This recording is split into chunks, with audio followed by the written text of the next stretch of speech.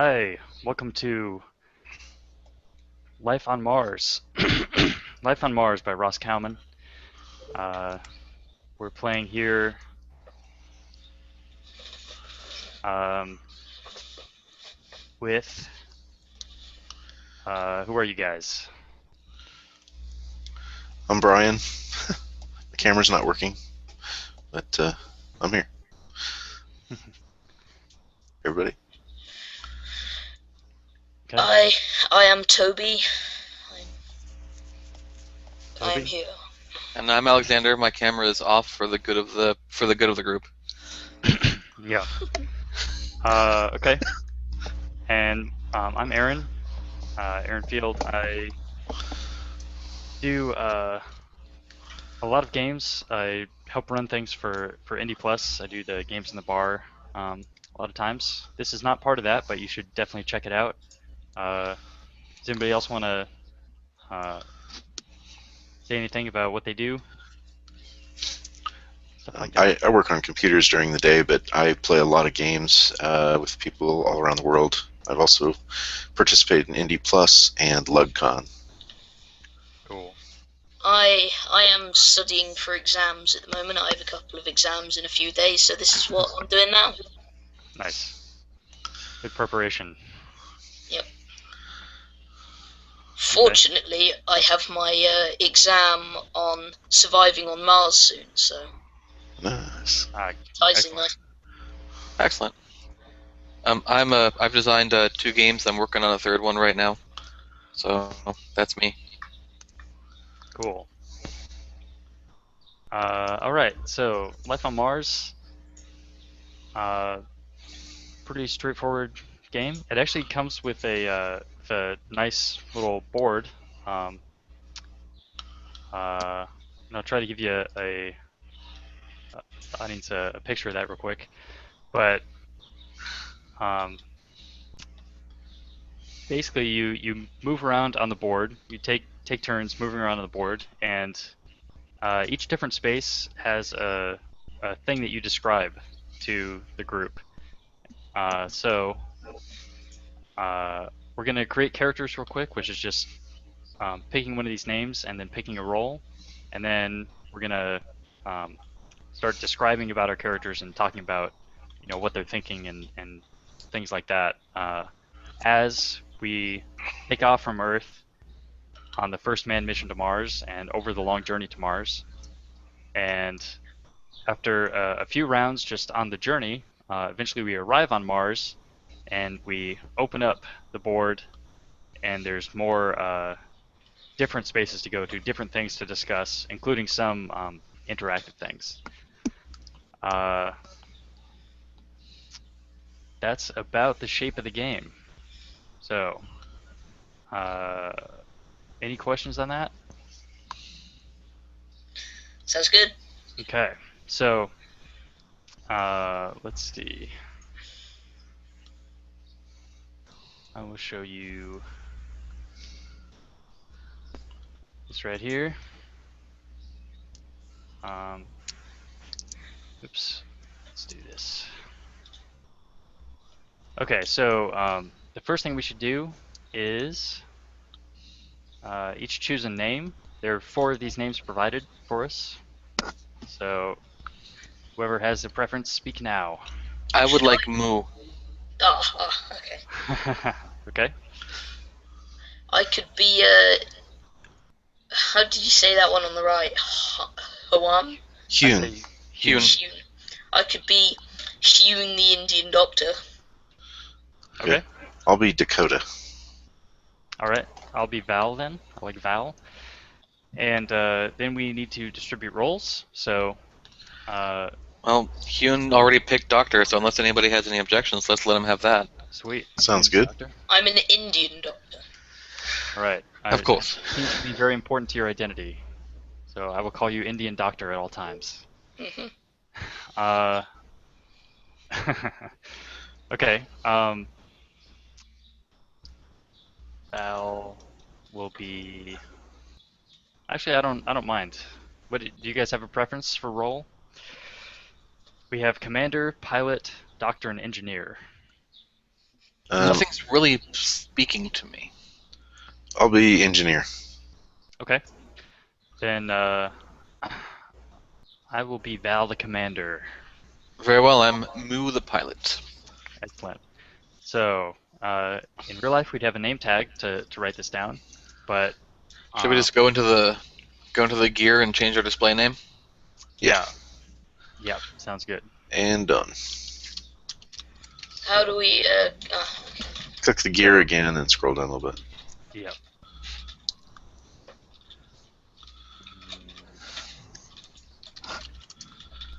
Cool. So I am. Toby, you're going to be a pro at this by the time we get done. Commander. Okay. So.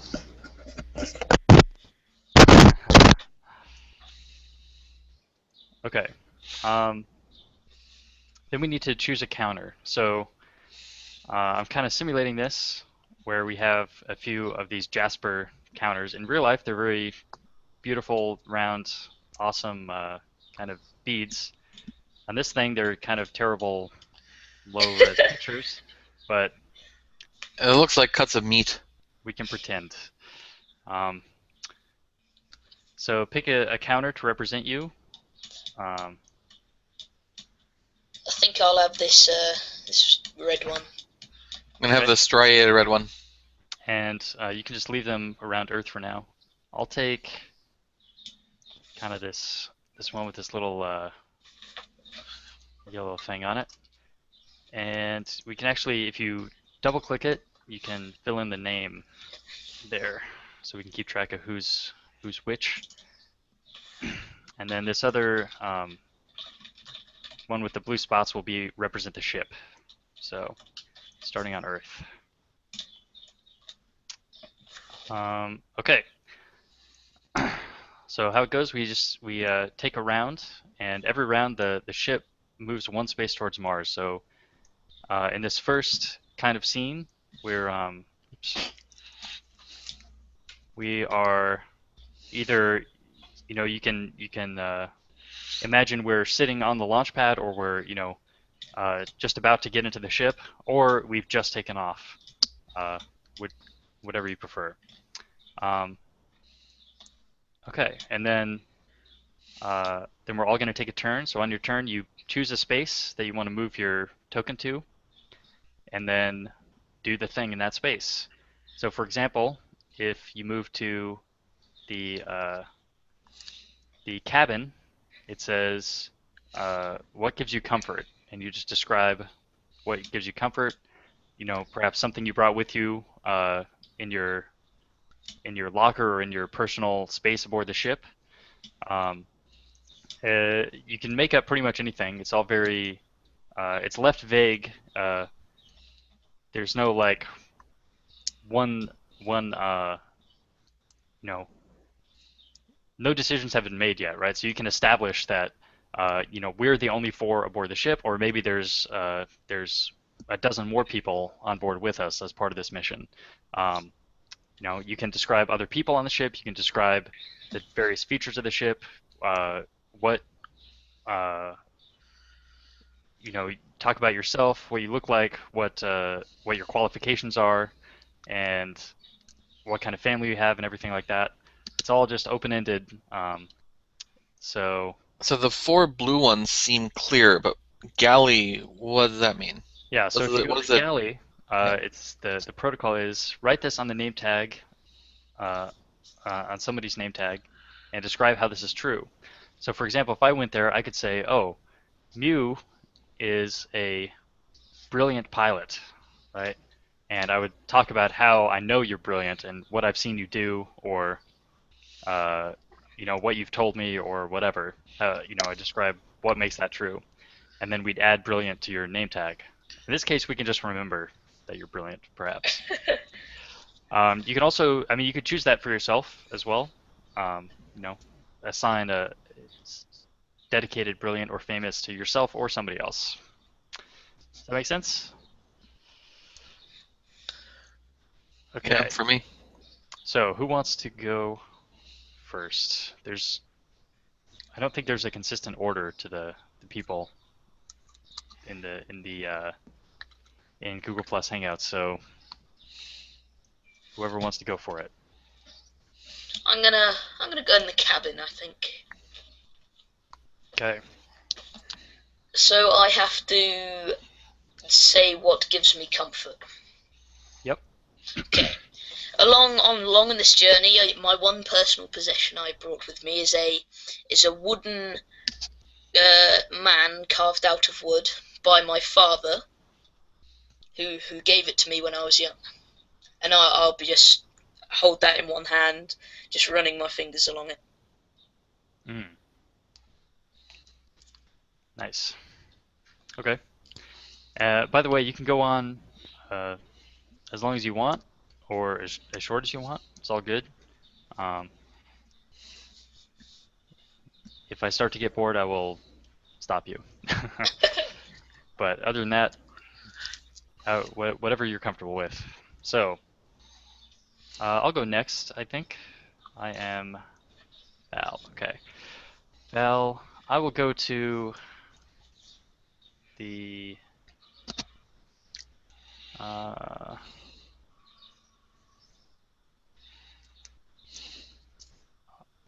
going to go to the galley. So I will put the famous tag on Dakota, the engineer. So I've heard of Dakota. I've seen he's kind of a well-known personality within the space agency. So he's appeared on TV a few times. He's known to be a brilliant designer, and I'm a little intimidated, I think, by having this really really famous person on board the ship, and I hope he appreciates me as a commander and likes me, uh, and I think he does, given the training we've gone through over the last many months of training. But I still get a little bit nervous around this big personality. So go ahead, whoever's next. I'll go next. I'm going to put myself in the satellite. Okay. Who you left Describe. behind? Okay. I was reaching kind of a final stage in developing an AI run robot, and the personality that I had created was actually similar to my brother, and it was odd. We had kind of reached a stage that you might with a sibling where you start to fight, and I decided I had to put that project aside and leave.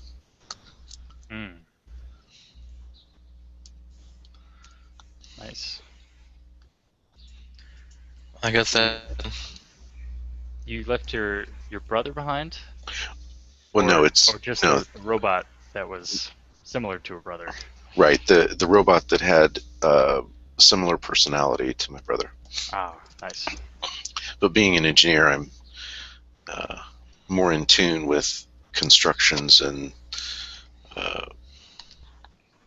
robots than real people. So to me, they're like real people. And just Okay. the ability to add an AI was just an extension of that. Mm-hmm. Nice. Okay, go ahead. all right. As we take off from Earth, so I'm kind of establishing that I guess we're actually taking off. Yep. Moo looks at her reflection in the glass. I don't know why Moo's a girl, but she is. She watches Earth, shrinking in the not as quickly as she expected, but enough so that she realizes that she's leaving home, and she doesn't know how long it's going to be before she's back. Nice. All right. So everybody's taking a turn. So now we move the ship one space closer to Mars, and we can just go around. Might as well go around in the same order, I guess. So, Mage, you want to go first? Yeah. Sorry, Dr. Hune. Dr. Hume. Indian Dr. Hune. Yes. Indian Dr. Hume. I left behind my mother and father. I had no siblings. My father died from let's say cholera. I grew up in the slums. My father died of cholera, which left my mother alone. And I grew up wishing I could have done something about it. So that's how I took up my profession of being a doctor. I learned from the wisest people in the slums, the most educated teachers, and then found my way to a good school where I slowly led me to here. Nice. Slumdog astronaut. Hell yeah. Okay. That's perfect summation. All right. I'll go to cargo. And by the way, the Dr. Hune, you went to a space where Dakota already is. That's fine. You can actually use that, and say how Dakota is there, as you describe, or not. It's fine. It's just an extra piece of inspiration if you want it. Okay, noted. So, I'll go to cargo. So what you hold in your hand? So, as the commander, going around the ship, very frequently I've got a clipboard of, with a checklist on it, and I'm going around, making sure all these different checks get done, all these maintenance, all these tasks around the ship. But as I go, look over the cargo, I actually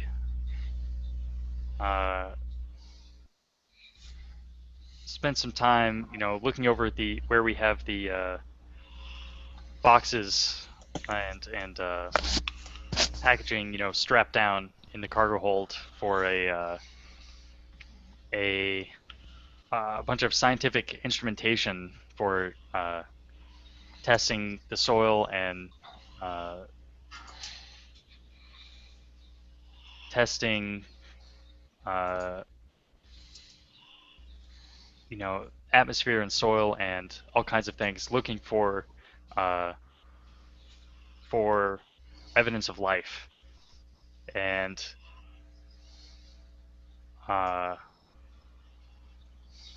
it's kind of, I just float there for a time, holding on to the, holding on to the strap that's holding this stuff in place, and just considering, the implications, the weight of the responsibility for this mission. And I think I'm, obviously we're as prepared as we can be, but I wonder what unknown challenges we'll face up there. All right, go ahead, Dakota.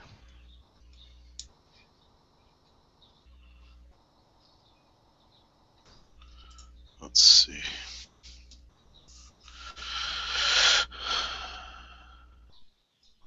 All right, I'm gonna go to the cabin.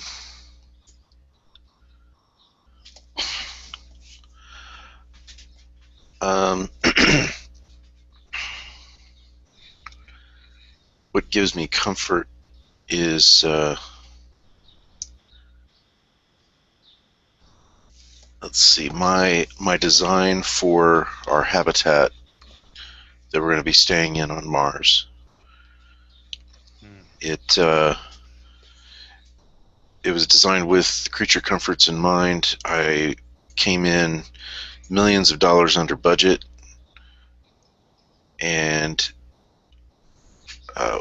was able to take on some new manufacturing processes and help with the manufacture of housing for third world countries. And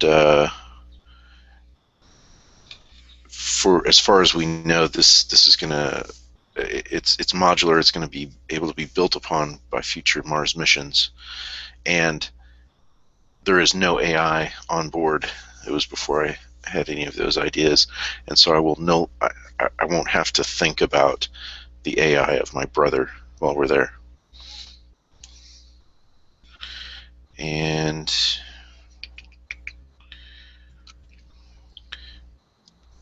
I think I take comfort in it in that it's purely mechanical, and even though it's been touched by human hands, it doesn't really think, and it doesn't try to challenge you. It just is. Nice. I also want to go to what gives me comfort, or cabin. Sorry, just wanted to look at what it said. Sorry. I'm heading to the cabin. What gives me comfort is meditation. In this long month since we left Earth, whenever I've had actual time to myself, I've enjoyed just the silence of space, and I've been able to meditate and lose myself.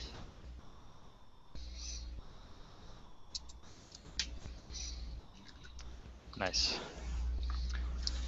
Okay. So we'll move the ship along. Oh, I have a question. Yeah. On the board here, it says write this on any name tag and describe how this is true. Does that mean we can actually self-reflect in the galley? You can indeed. Okay. And to describe how dedicated, brilliant, or famous you are. Right. And when you put those on someone else, how is that supposed to affect the later game? Or is this just the journey too, and that's all we're doing? Yeah. So for most of the game, there's not a whole lot of interaction, direct, role-playing scenes or anything like that. Right.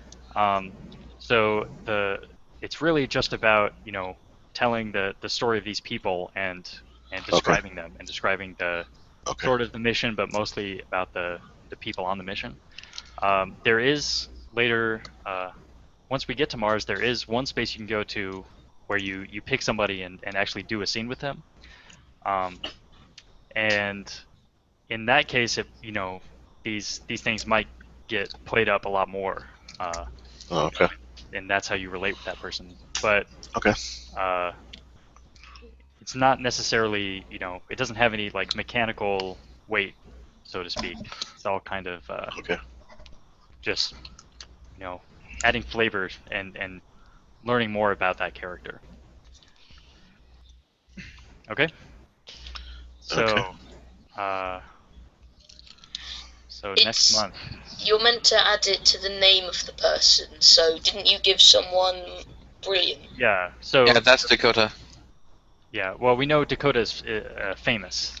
Famous. That's right. Famous. And that's true to some degree. So do we put it on the name tag? For Val. Yeah. So Dakota would have it on his name tag if we had a name tag to write on. Since it's Can't digital. we just put it on his counter or something? Can we do like character sheets like Roll20 normally does? Maybe we could do it that way. Um, here. Tell you what. I'm gonna Well, say I can you just add are. it. Yeah. I Here. mean, there's all sorts of ways we could do this. Put it on Let's put on the token. your token there. Well, Right. let's hope that somebody doesn't get, All slammed three. with 15 of them. Yeah. Hmm. Famous times 5, brilliant times 3. Okay. Yeah. So Dakota is famous, and that's I said that was true. Uh, how it was true to me, and it was true, sort of among the space agency. It could be, uh, somebody else could go there and say he's famous in some other way. That's true, right? Um, so yeah. Anyway, go ahead, Dr. Hune, I believe, is up Yep. next. I'm gonna give myself dedicated Hmm. in the galley. I am dedicated due to the loss of my father and the helplessness of not being able to do anything to stop him from dying led me to try and help as many people as possible in the slums of Dharavi, which is where I lived. By using what little resources I had available to me there, I tried to cure the diseases and save people's lives.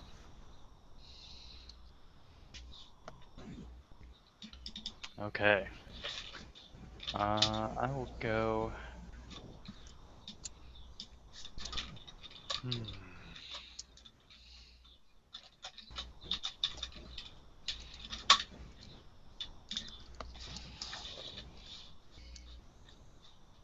Nice.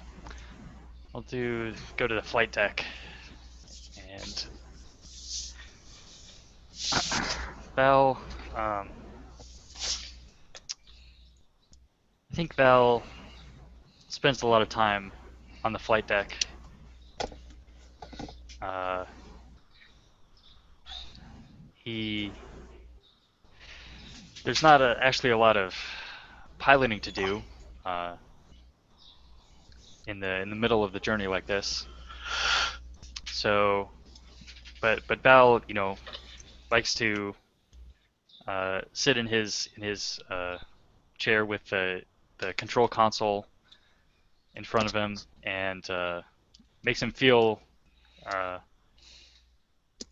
like he's in control of his fate. And he looking in the glass, he sees a uh, middle-aged, uh, sort of retired Air Force officer. Um, he still maintains the Air Force sort of crew cut, and in the he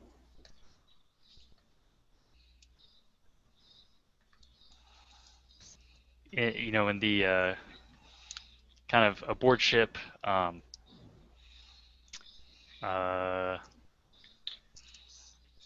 clothes, kind of PJs almost.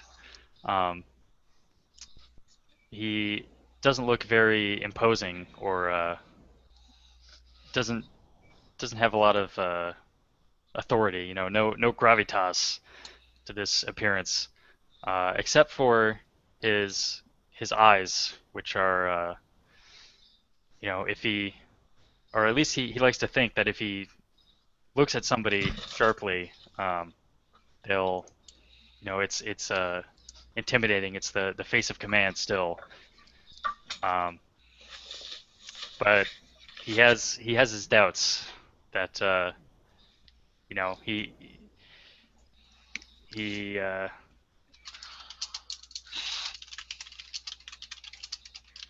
he's starting to uh, get some wrinkles on his brow, and the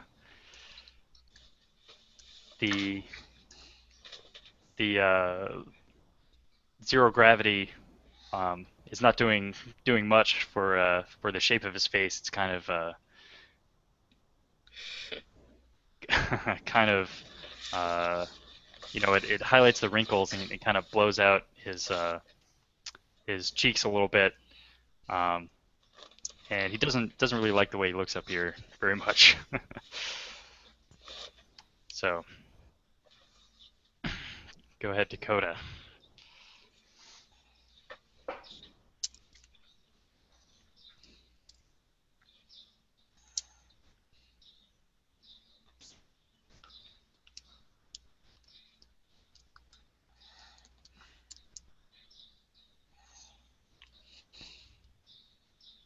Are you there? We can't hear you. Nope. I said I'm going to move to the galley. Is our pilot Mew, or is that Val? Yeah, I'm the pilot. Yeah, Mew is the Okay. pilot. And then the commander is Val. Okay. Yep. Yeah, sorry. What I meant by there's not a lot of piloting is there's not a lot to do like on flight deck. So, but I just go there anyway. Yeah. I'm going to say that Val is dedicated, and he was offered to skip the mission because during the training for this mission, he lost most of his family in a fiery car crash. Mm-hmm. He lost his wife and a child, and because he's dedicated, he continued on, but it haunts him. And everyone thought, he's kind of pretty crazy for still wanting to get in space, but the psychologists at NASA, they seem to know that, since this is his job and he's put so much time into it, and that he doesn't really have anything to stay home for now, that it makes sense that he will want to continue on. And that's it. Nice. Okay. Do you want to add that to my token as well? I don't think I can. You have to have the gear. Oh, let me see. So you could I can edit his. You just double click the token, I think. Yeah. Oh, okay. Should work if you double click it. Ah, okay. Okay. Mew, our pilot, go ahead.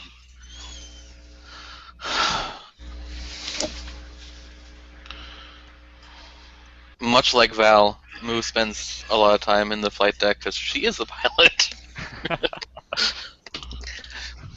And Moo keeps on looking for, looking back at Earth and looking forward at Mars, and both of them seem equally tiny right now. We're about halfway through, and when she looks at her reflection, she looks so much older than she felt that she felt during the launch. This has been a long trip. She doesn't like what she sees. There's wrinkles around her eyes. She doesn't know if it's age or if it's zero gravity.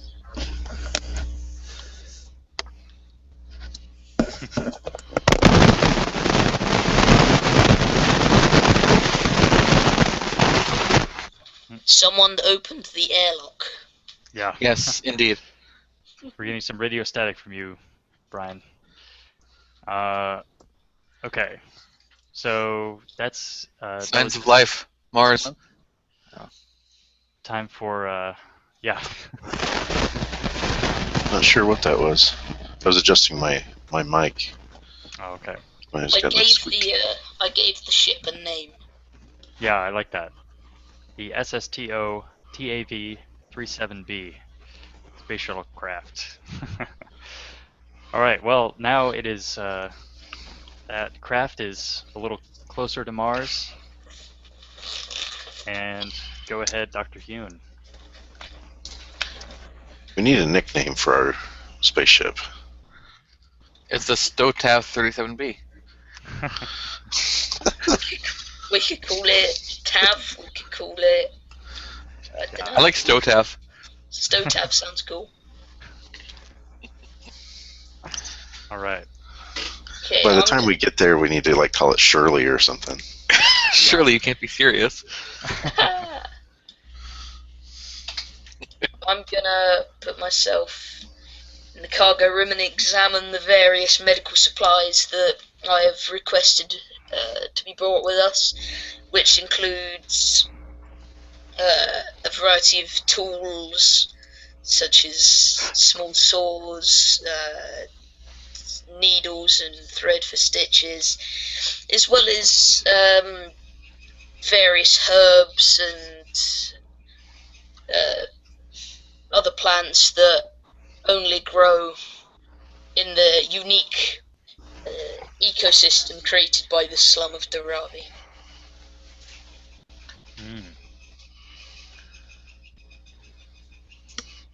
Cool. Okay, then it's Dakota. Or no, then it's me. Sorry. I'll go first. Doesn't really matter, but I will go to. I'll also go to cargo.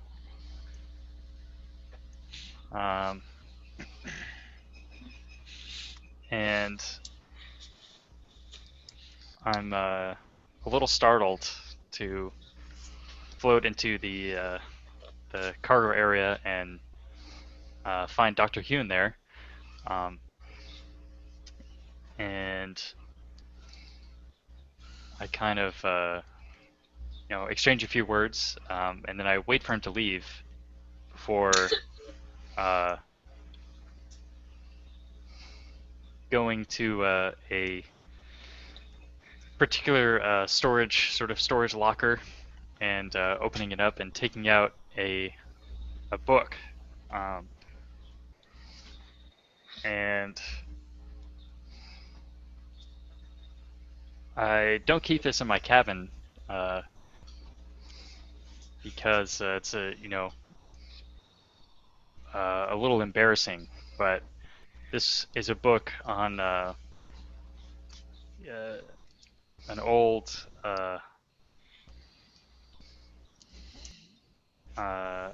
children's book about the planets, kind of about the solar system and the sun, and it's got different little facts and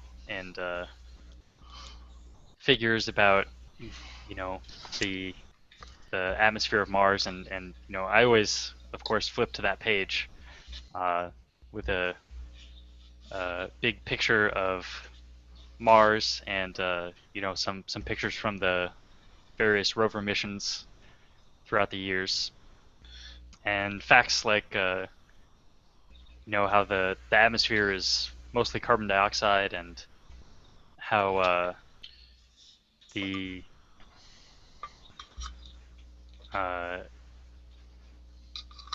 the diameter of the planet and what makes the dust red, which is all the iron oxide. Is it from when we had 9 planets? Or is it is it called Pluto a planetoid now? Yeah, I think it is from when we had 10 planets. Or no, nine planets. 9 planets. Well, there's the mysterious planet X that may be out there. Yeah, exactly. Or Nemesis. Yeah, I think it does have a section on possible other planets out there waiting to be discovered to inspire the little young minds.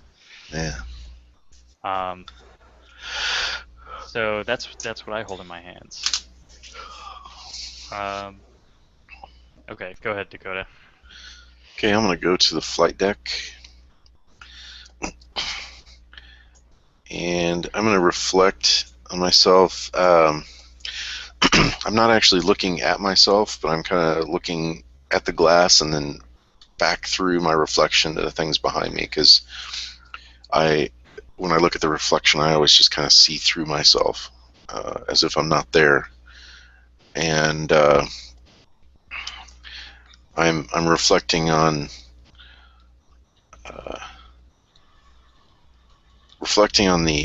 the emotional trouble I had on Earth that I try to avoid, and how my brother stole my fiancée away from me. The real brother? The real brother. The robot brother, that would be pretty crazy. No, the real brother. But that's why I couldn't stand the robot anymore. Ah. Why didn't I you could make a see robot that the fiance robot- then? A Sorry. girl robot. No. But I could see that the AI robot was heading down the same path that my real brother did. So, but anyway, I'm more reflecting not on what I look like, but more on the past. Nice. All right, Mew. I'm actually going to stay in the flight deck. Okay. Mars is finally coming into view, and this was the first time this entire voyage that Mew has actually smiled. Nice. All right. Feels like a weight has been lifted off of her. Just seeing Mars coming larger.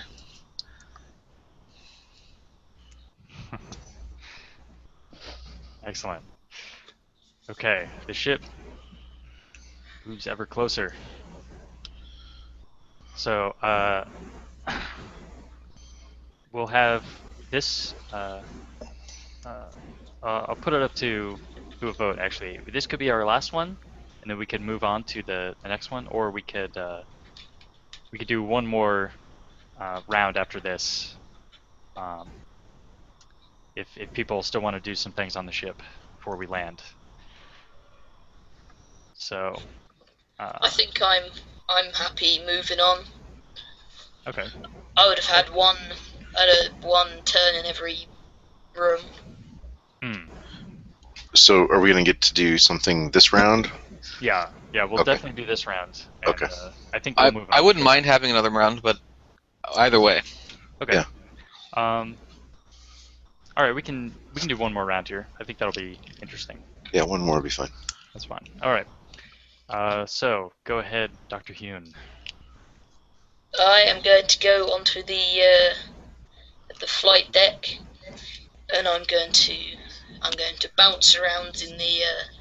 I'm not really going to take any time to reflect. I'm just going to be childishly and merrily bouncing around in the low gravity, pretending to punch people in the reflection, kind of dancing around, having a good time. Nice. Still not letting go of my wooden carving.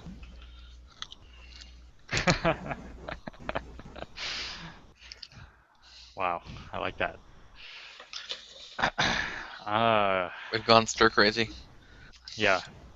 Perhaps the spirits are finally lifting with Mars so close.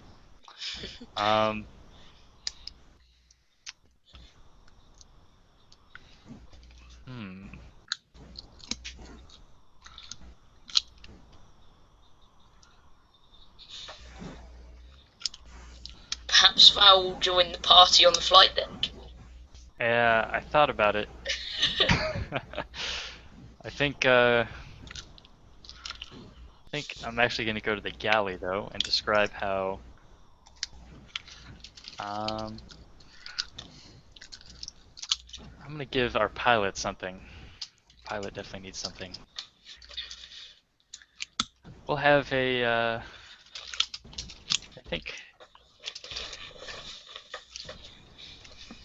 I think Mew is brilliant.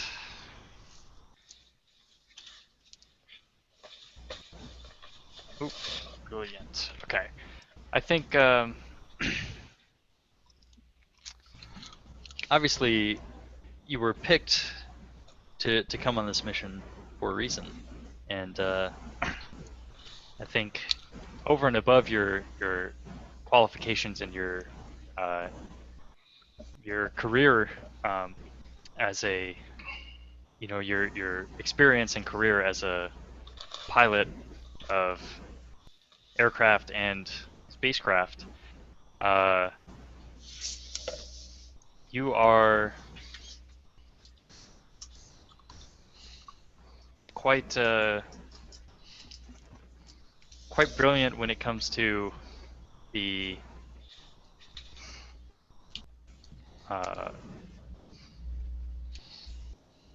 calculation of you're almost a savant when it comes to orbital mechanics and the calculation of mass and how much how much fuel will be needed, and then when to burn and everything. So I think um, obviously you can get the shit there and get us back, but if anything were to go wrong, Val has absolute faith that Mew, so even without input from Earth and without help, Mew could get us out of any scrape. All right, I'm done. Dakota. Okay. I'm going to go to the cargo hold. And since we're getting close to the planet, I'm going to do a last once over of the tools and equipment that I've brought with me. Everything that we would need to repair or build something on Mars. And I'm gonna make sure everything's secure. Go ahead. If you realise there's something not there, do we have to go back? No, it's pretty much too late. No, no, you have to have one of everything and two of anything that could break. Two of every animal. Well, no, two of any delicate tools, and as I'm going over things, I pay special attention to the back of one of the drawers of equipment. Everything's kind of set in like a foam, so it doesn't move around. But I check at the back of one of the drawers, and I see that squirreled away in the back is the knife with just a bit of DNA still on it that I've hidden there. Whoa. And my fiance and brother both mysteriously died before I left. Okay. So, you? I'm gonna finally go here.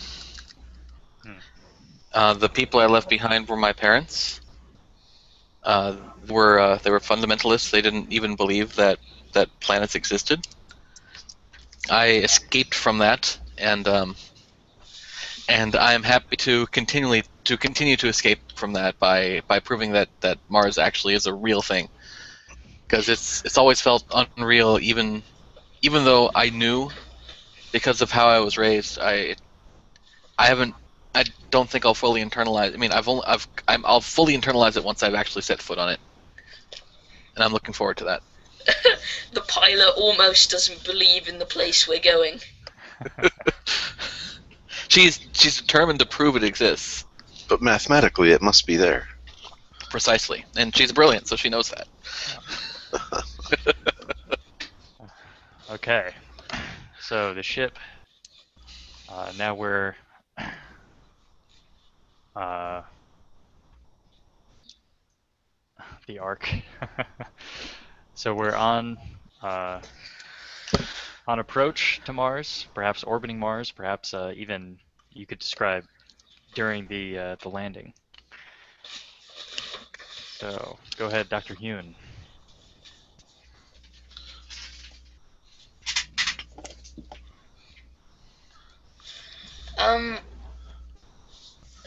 What can I do now? I guess I think I'm going to stay on the flight deck and look at the oncoming planet. Make sure I'm ready for re-entry, so I don't fall over and injure myself. Strap myself in and glance back at where I think Earth would have been before it went out of view. It's right there. Can't you see it?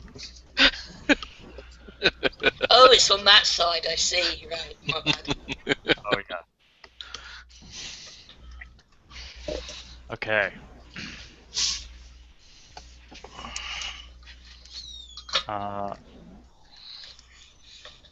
So Val is heading into the cabin, So, what gives you comfort? Actually,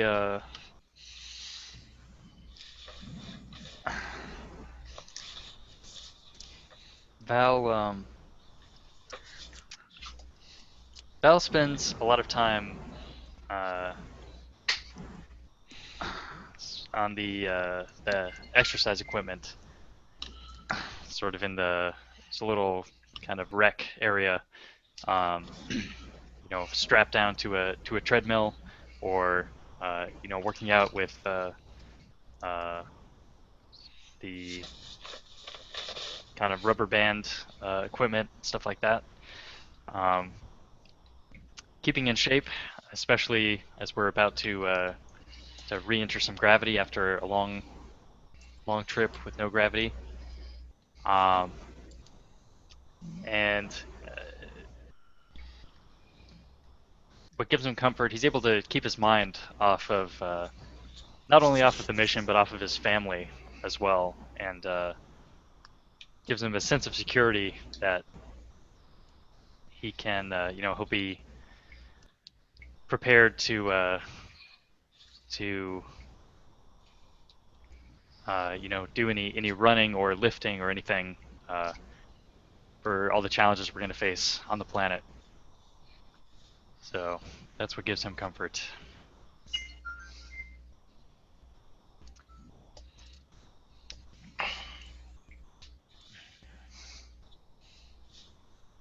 Okay, Dakota. Okay. I'm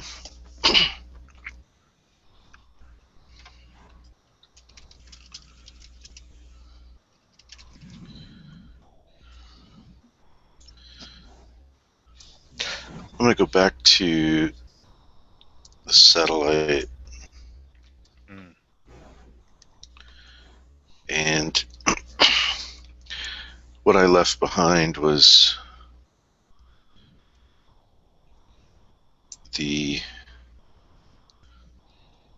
um, the investigation into my brother and fiance's death, and any emotions I might have had left for her. And of course, since I had worked with mechanical devices and robotics for so long, I was able to trick any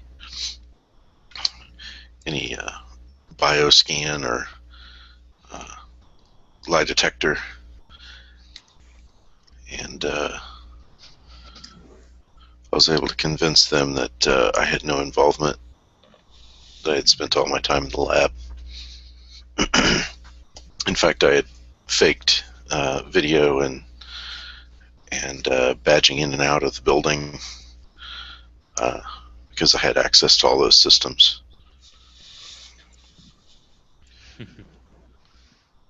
So I left behind any kind of legal trouble. Nice. The perfect crime. Okay. Mew, you want to... I have a horrible move in mind that I think I'm going to do. All right. All right. What Mew's holding in her hand is a dagger. She has no idea where this blade came from. Nice. But and she plans to take it to Val for so that he can figure out what it's about.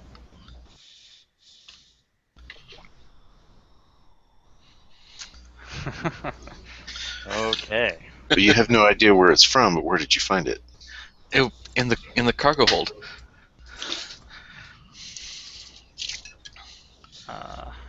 It was hidden somewhere. There's it just... And then it just jumped out at you. Yes. Really? There was... Yes,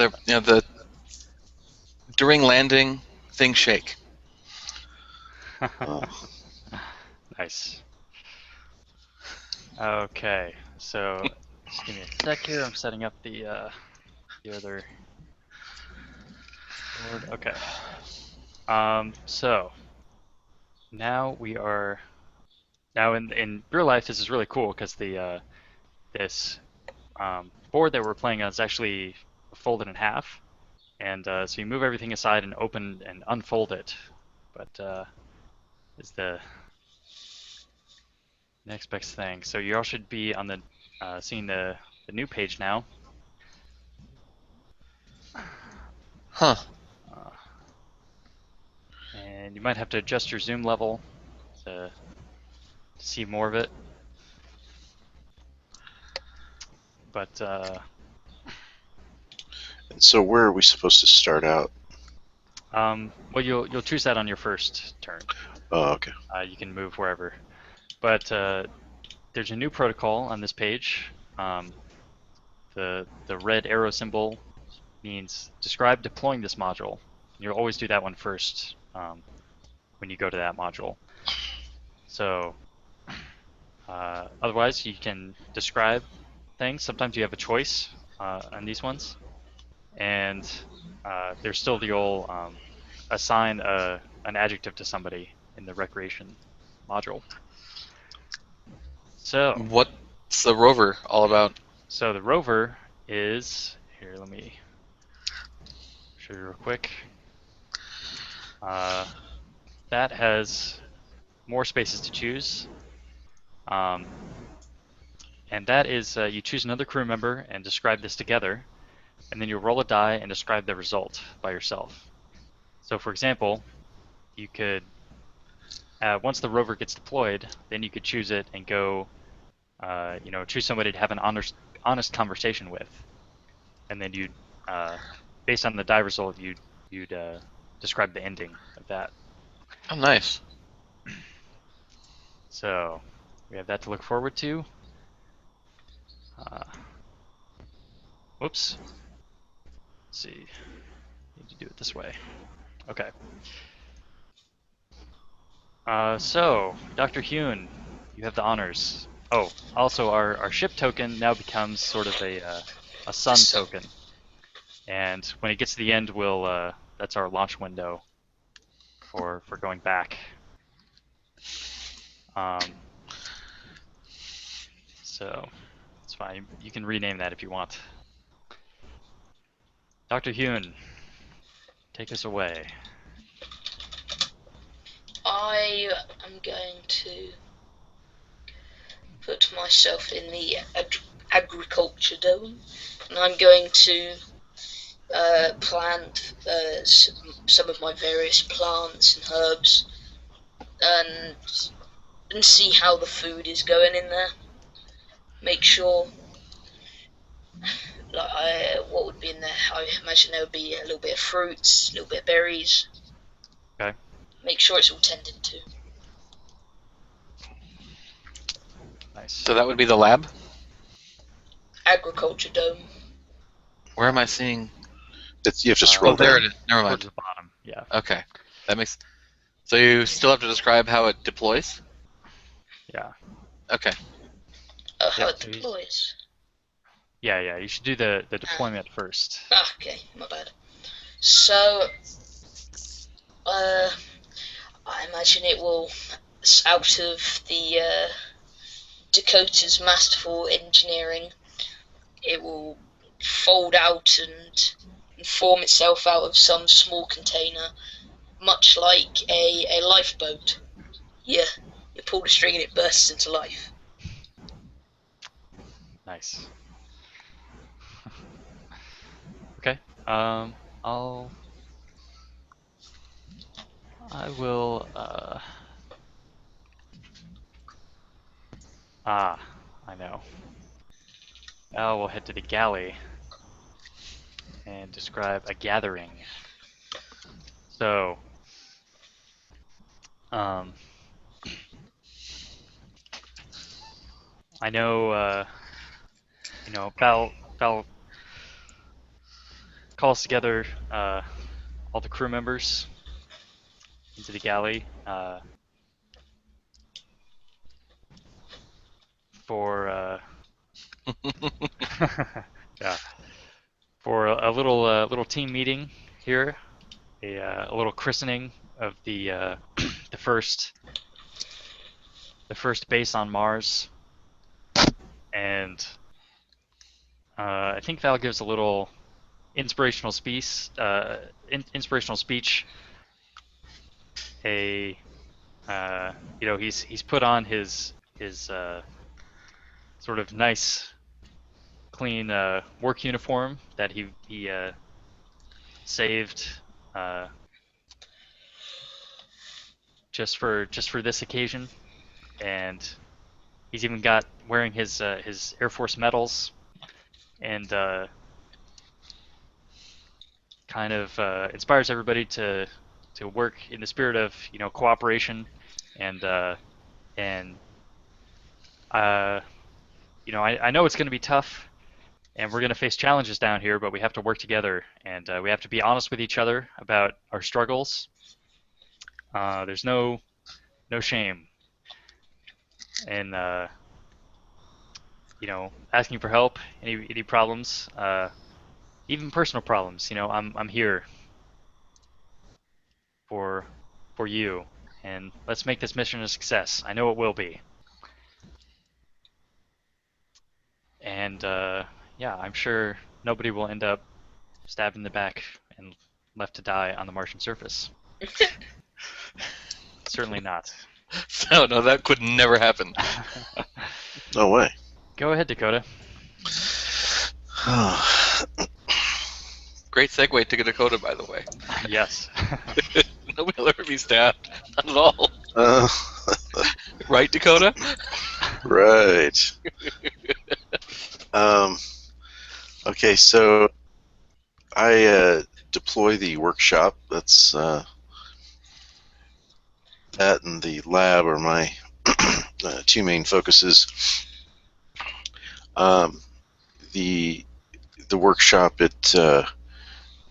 much like the agricultural dome, it kind of inflates itself, and the epoxy resin that was encapsulated and held during shipping, it basically breaks and it merges and mixes itself, and then it forms the hard shell around the workshop, meant to last for 10 years.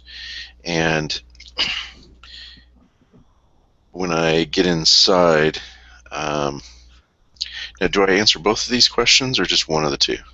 Just the deployment for now. Just the deployment. Yeah, you have plenty Okay. of time later for the others. Cool. Okay. Very advanced material science, it seems. Okay, Mew? Oh, wait, so now that he's deployed the workshop, I can answer one of those questions? Is that how it works? Okay. Yep. Alright. Also, same with the agricultural dome. Yes, correct. Okay. Oh, so the next person in there gets to answer one of the questions. Right. And Okay. yeah, you could go there as well next.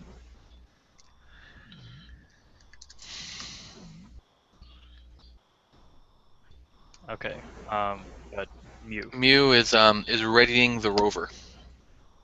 Nice. After all, she is the pilot. She's expecting to be, or she's expecting a lot of people to ask her to bring her out there, because Mars is a strange and alien world. People aren't used to the low gravity and all that. So, and the rover is very lightweight.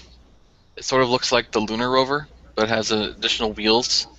It also has rudimentary wings, because the Martian it was designed to hopefully be able to ride along the Martian breezes. Wow. And so she gets it all ready and backs it up into the module. Cool. All right. So. Always smells ozone in there. All right. So the sun moves along a little bit. Still got a long mission ahead of us. Go ahead, Dr. Yoon.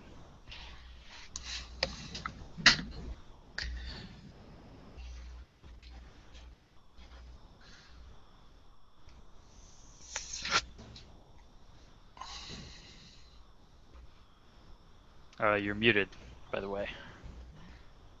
I see. What I'm going to do is I'm going to take part in some recreation. Since I am a child, I cannot be expected to work non-stop. Got to have a bit of play mixed in. So I'm going to take part in some messy recreation. I'm gonna make some iron oxide castles out of the ground. Have some fun. And using the low gravity, I'll make them much higher, as you could do on Earth. Nice. Nice. So add messy to your descriptor. Yep.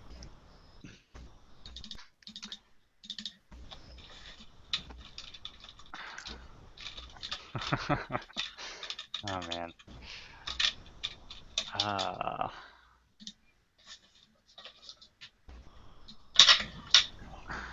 Okay.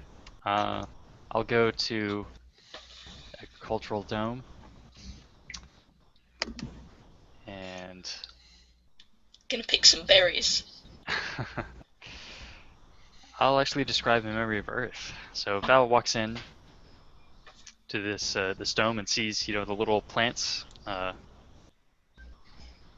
Some are starting to just starting to get going, but some have were kept fully mature in the ship on the way here, and there's enough greenery in there to remind me of visiting the park back on Earth with my family, and especially with the Martian sun beating down, through the dome. It's actually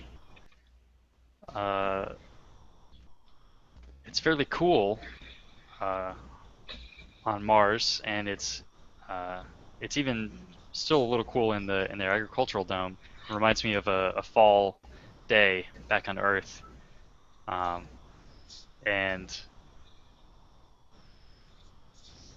playing with my little daughter, sort of running around among the trees and on the grass, and picnicking with my wife, and sort of kicking the leaves around, and we played. On that day we played for several hours and walked around, and my little daughter got all tuckered out, and I carried her as we walked home. So that was one of my very favorite days to remember.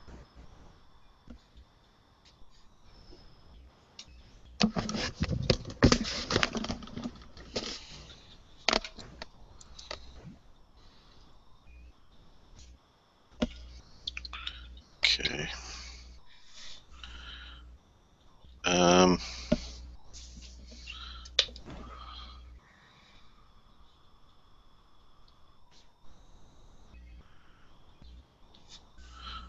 I'm going to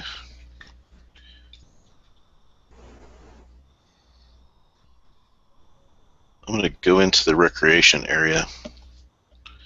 And I'm going to give myself the tag of depressed.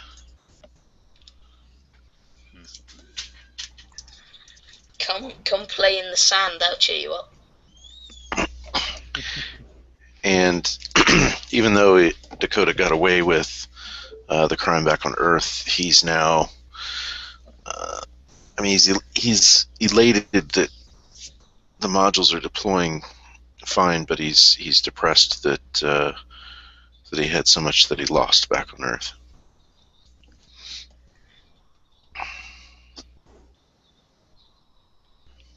And that's it.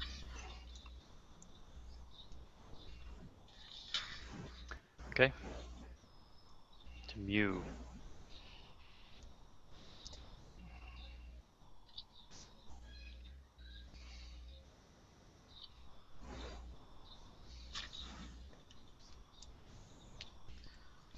Thinking.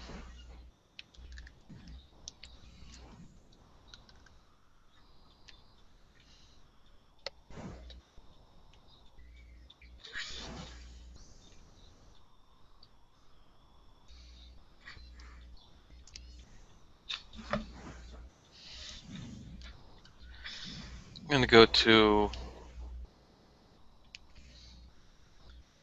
the galley and describe my daily routine.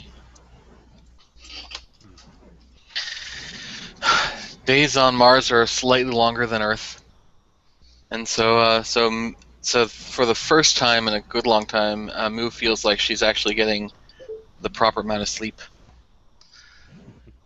When she wakes up, it's somewhat aimless. You know, we're here to study, but Mew, while brilliant, is here mostly as a pilot. She has nothing whatsoever to do here now that she's here, except for working on her own projects. There's no there's nothing on Mars to busy her. She was looking forward to proving that it existed, and now that she's here, she feels idle. She spends a lot of time uh, meditating, getting to her head, and otherwise she's just looking for things to do.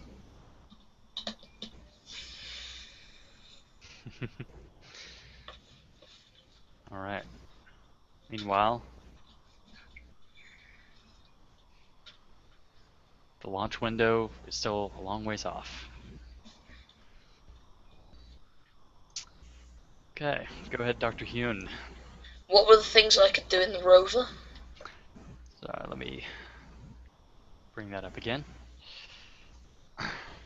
So I can go to any of these locations. Yep. The derelict rover, the dunes, the field lab, and the ice field. So I can take a person with me. Yep. In fact, you must. I think I'm going to take Dakota with me to the ice fields. Okay.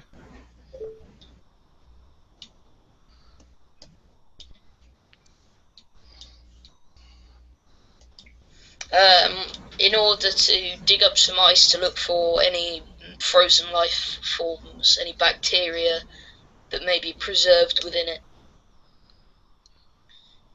And I'm bringing Dakota with me to dig up this ice.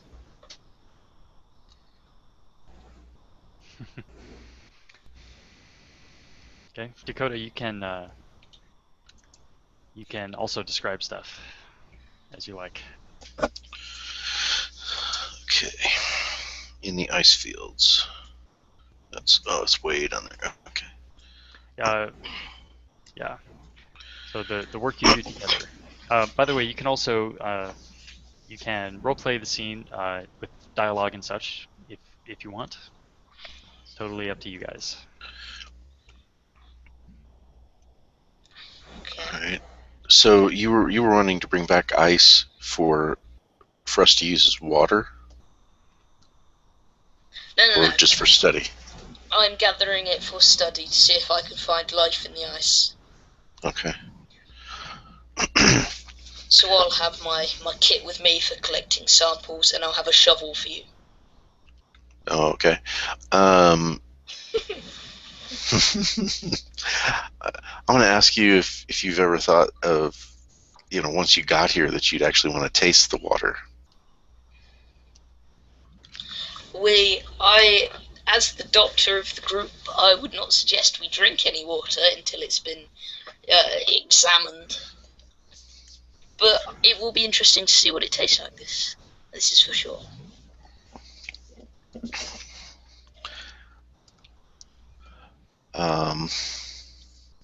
So, like, how far do you think we have to travel to go to the ice fields? I thought we were already there. I thought we moved there. Well, no, I mean, how far do you think we'd have to travel in the rover to get there? Or how far did you travel to get there? I don't know. They I wouldn't have think, put us too far away, probably like a couple of miles.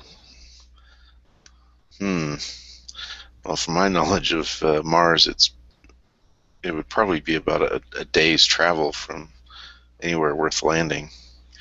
But okay, we'll say it's a couple of miles away. That would put us in the coldest part of Mars. So we're wearing coats. Well, actually, we wouldn't even have coats. We just have the heaters on in our spacesuits. And our rover would be an enclosed design. I don't think it would be like the moon lander. I think you'd actually climb inside. And so then, should I roll to figure out which of those 3 items that we talk about or that we do? No, so so Dr. Hune chose this one, so he Okay. gets the role, and then he describes that part. He describes it. Okay. Okay, how do I roll? Do I have a dice So, somewhere? But he's basically taken me along, even kind of against my will. yeah. You look depressed. I was going to cheer you up with the Oh, berry yeah. cake. So a nice little trip to the ice fields. So, so not in the Google Plus Hangout chat, but in the Roll20 chat, type /roll 1d6, and that should give you your results. Roll 1d6. Roll. I have clicked roll. Roll. Oh, you're rolling. It's rolling all kinds of dice. Yeah. You rolled a d6 once, otherwise it's been all 20s, it looks like. I can't see where these rolls are happening. They're in the chat window The chat window. Yeah. of So- Roll20. And the top right, click the little text balloons icon. Aha. Alright, shall I roll again? Because I was rolling 20s. Oh, you rolled a 6 once already. You rolled 4 on your I got a d6. 4. Okay, we'll go with the 4. Yeah. That's the work I do alone. Oh. Mm-hmm. Well, the ice will be shoveled out, and I will separate it up into manageable little piles, and then I will gather them in cooled storage containers in preparation for taking them back to the lab, and I'll load them into the back of the rover. Okay. So that was the rover. Al next.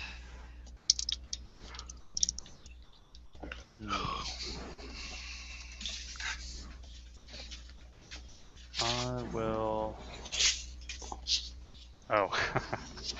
Okay. I'll deploy the lab. So, as we,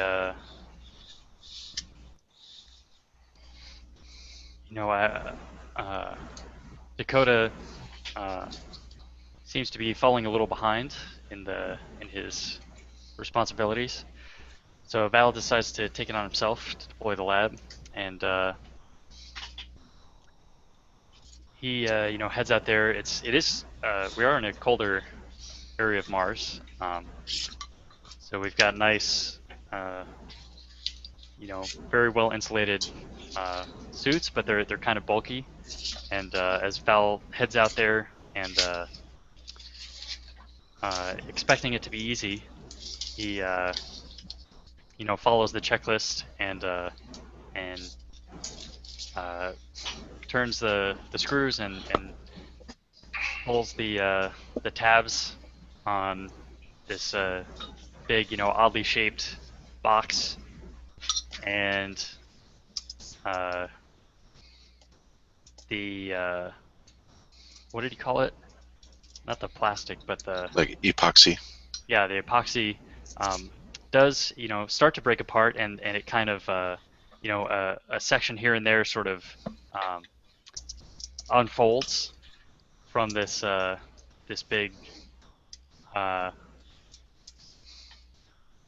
mess of a package, and then it kind of something gets stuck, and it stops, and Bao kind of goes over the checklist again, make sure he did everything right, and it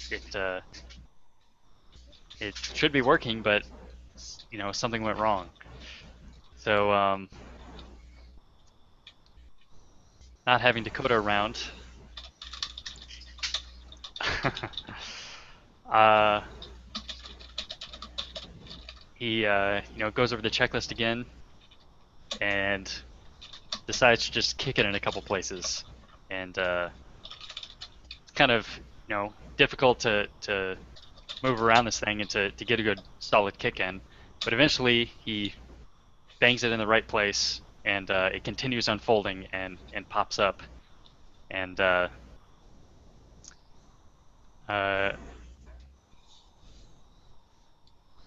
it took him a lot longer than it should have, but eventually he gets it hooked up to the main base module there.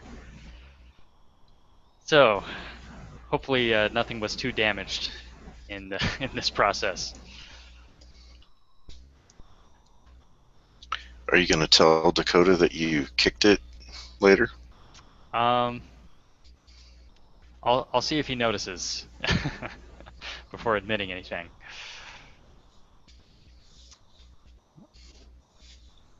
So, go ahead, Dakota.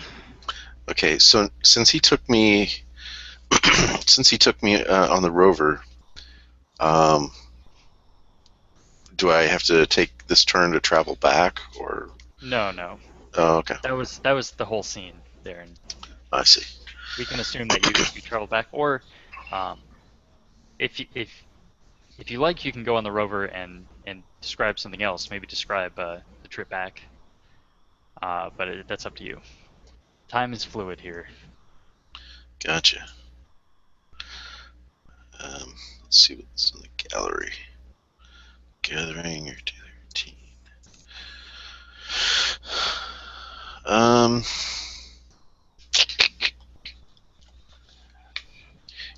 Yeah, I guess I'll stay on the rover this turn. And can you show the other page? Yeah. There we go.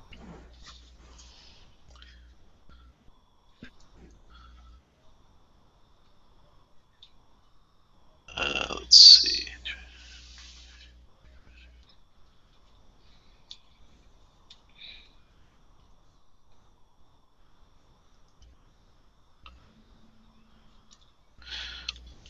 Okay. On the ice field, I saw the good doctor harvesting samples, and after getting a good look at the view and taking in all the the wonderful shades of red and yellow, yellow being a color that will actually cheer up a person. I offered to help do some work together and help him load up and take more samples. And then I would like to roll. All right. Well, so, sorry, Dr. Hune should have a chance to describe Oh, okay. some of that, if you like. Where am I? Sorry. Yeah, So we're still in the ice fields. Yeah. Doing some more work together. Since it's your turn, shouldn't you describe what work we're doing? Well, this is kind of like the second half of the work that we do together. Yeah. So the collecting of samples and maybe talking about your research. Okay. Well, once I get the samples back to the lab, I'll put them in some petri dishes, put them under a heat lamp, see if we can grow anything out of them. I think I saw that in a movie once. It didn't turn out so well.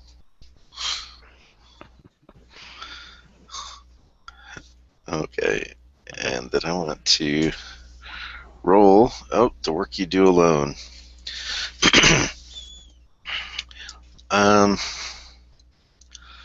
I look among the tools that should have been here, and I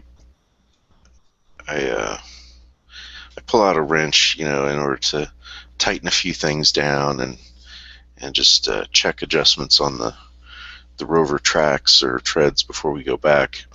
But I look, and the item that I wish to hide in the middle of the Martian desert is gone. Oh.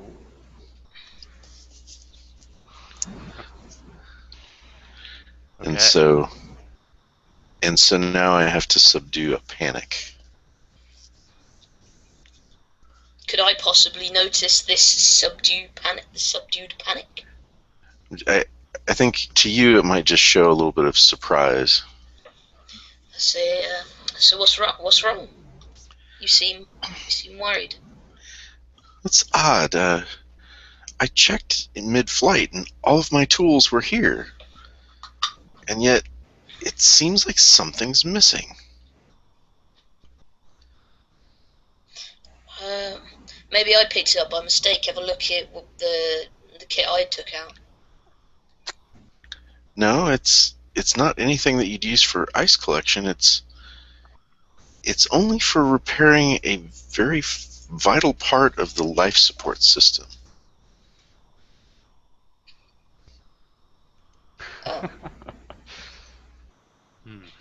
Well, we might have left it on the shuttle or in the base somewhere. We'll have to have a look when we go back. Well, surely, I agree. It may have just become misplaced.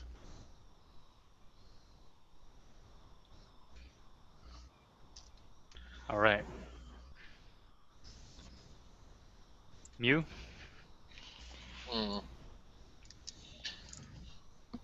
Oh. Just wanting something to do. Mew's going to start readying the return shuttle. Okay. It's basically the flight deck of our earlier module converted so that we can actually ride it back. It's going to be a cramped trip to return, but in theory we're all going to get along, right? As long as the knife doesn't make its way onto the return shuttle. Exactly. So that's I'm not sure if you guys want anything more for the return shuttle deployment. That's fine. All right. Okay. So now everything's open. Yes. And our time here moves along. The launch window is that much closer. So, Dr. Hune, if you would. I am obviously going to go to the lab to conduct my experiments with the ice. I will do, as I previously explained, put them into petri dishes and put them under a heat lamp. See what happens. After a couple of hours, one of the petri dishes shows up to have a rapidly multiplying fungus inside.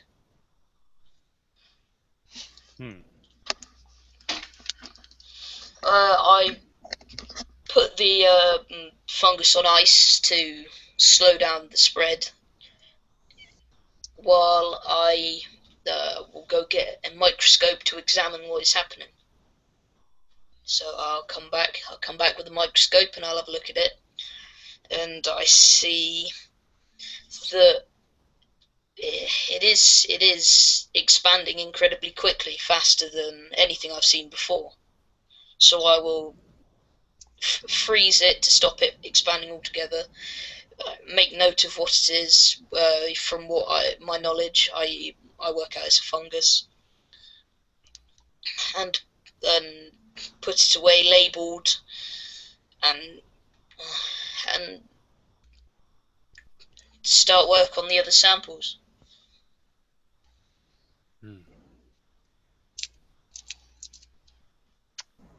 Intriguing. Okay, Val will head to the satellite section for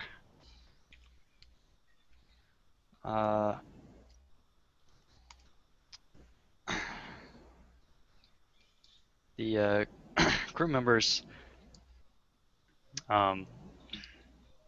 We're in regular contact with Earth, but the time delay is not very conducive to real-time conversation. There's about 30 seconds of delay between sending and getting an answer back. I thought it was more like a 10-minute delay. That is probably more accurate. Yeah, so about 10 minutes. Anyway, so for real-time conversation, phoning civilian back on Earth is not really practical, but we do send little messages, pre-recorded messages, and occasionally Houston will send us messages as well. Yeah, nice. So we'll say it's around 10 minutes for us right now. But so Val goes in and records a message to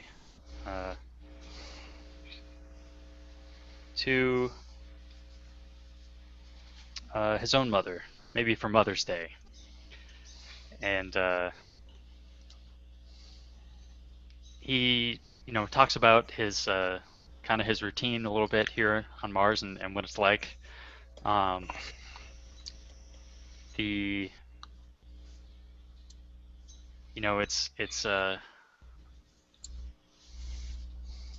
It's strange. He actually doesn't miss Earth that much. It's he's got his friends here, his crewmates, but he thinks of them as friends. They more and more they feel like the people most important to him, and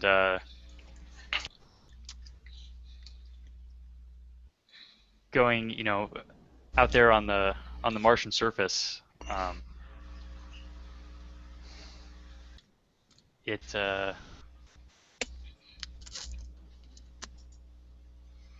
it feels isolating, but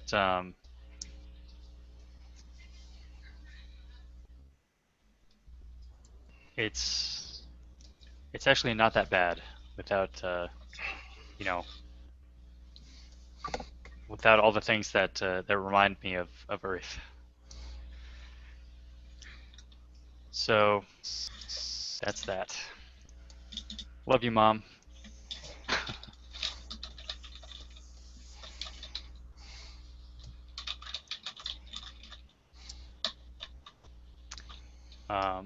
So that brings us to Dakota. Okay.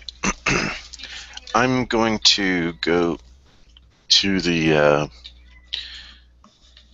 lab,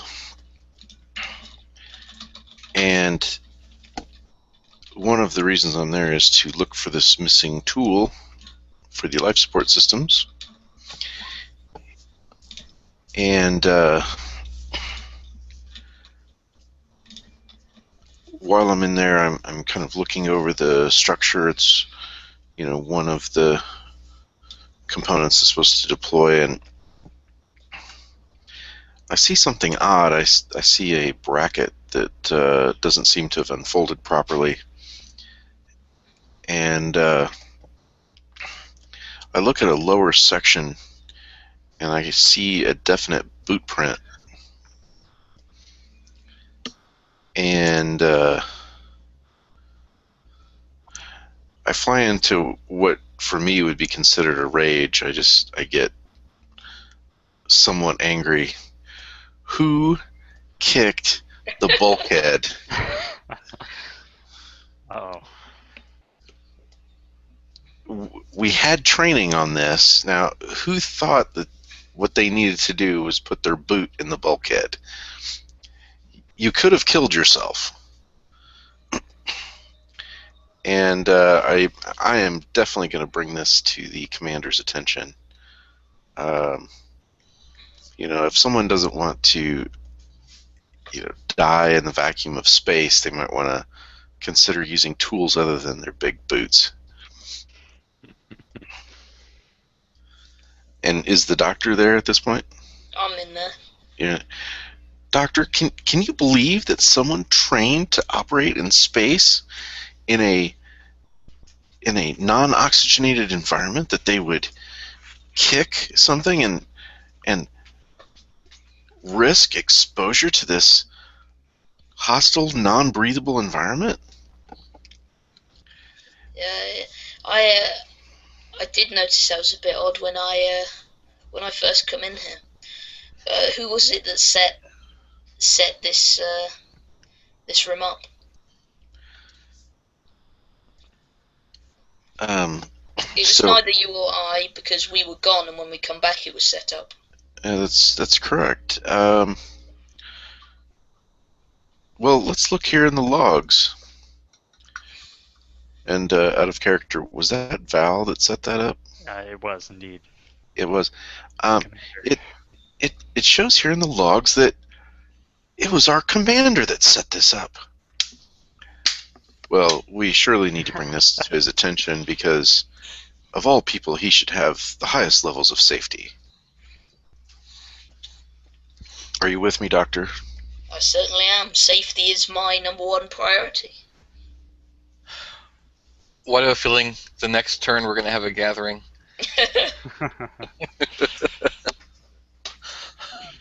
Okay. Mew, go ahead. Mew's actually staying in the shuttle. I'm getting it all ready.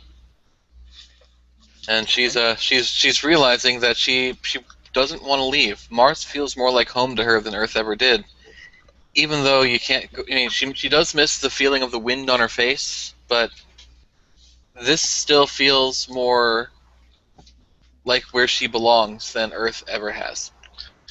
Well, you can arrange the wind. All you have to do is go in the lab and give it another couple of swift kicks.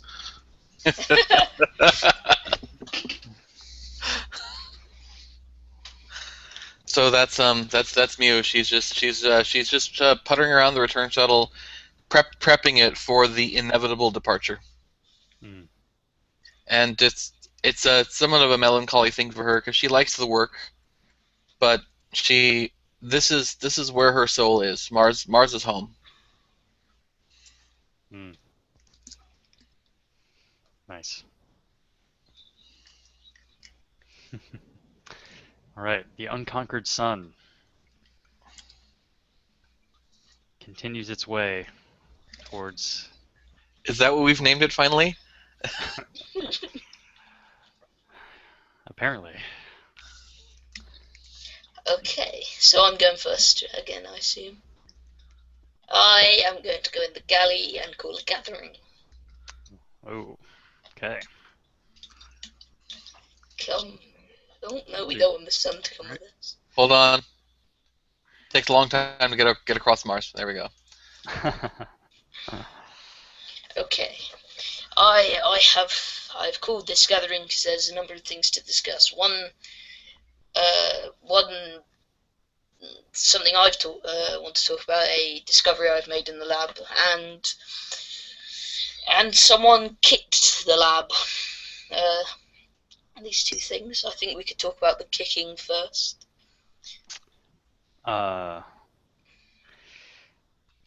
Yeah, about that. I meant to bring it up, Dakota.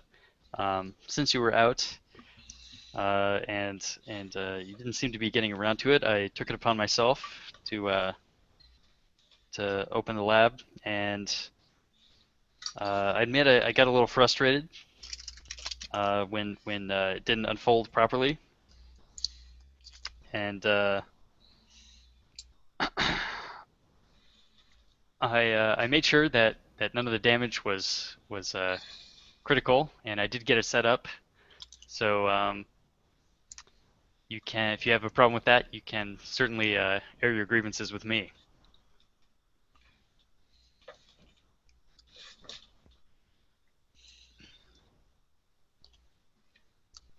You might be muted, Brian. Sorry, I was eating. Yeah, I have some definite grievances. It was obvious. All you had to do was pull the safety release marked 1, and then pull the handle marked 2, and then hit the button marked 3, and the whole thing does it itself. It's completely idiot-proof. Well, I did that. I went down the checklist, and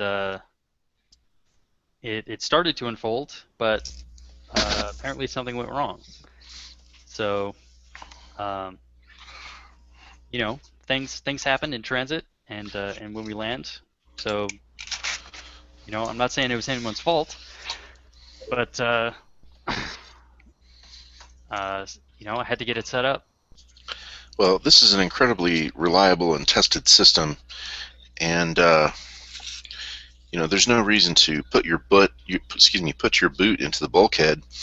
And the doctor agrees with me that this is definitely a safety issue. What are we supposed to do if we lose you to the cold confines of space? We don't have the kind of facilities here to bring you back from life-threatening accidents like this. And you have to be more careful. Well, I appreciate your concern, and I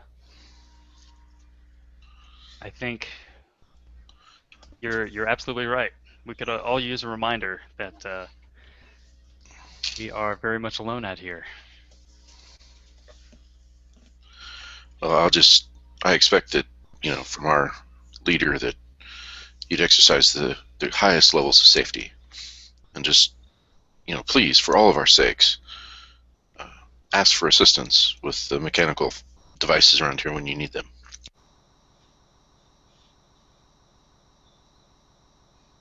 Okay, and the second thing I wanted to bring up was I ran some tests on the ice to see if it was safe for drinking, and discovered there was some sort of fungus dormant inside of it. So until I can deduce whether this is dangerous to us, we cannot drink any water from the ice. Well, we have plenty of water from our own supplies, but do you think this was probably a contamination from in the lab, or that we brought with us? I've considered this possibility, so I'm going to go back to the ice fields to a part some distance away from it, collect more ice with sterilized tools, make sure there can be no contamination, and see if it happens again.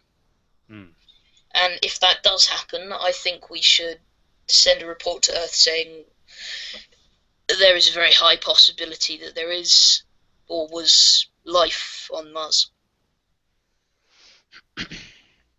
Well, yeah, I would like to hold off on that until we can confirm. Absolutely.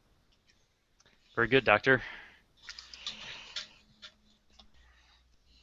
Meeting adjourned.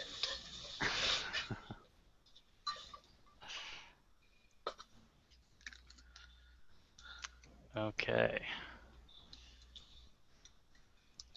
Let's see.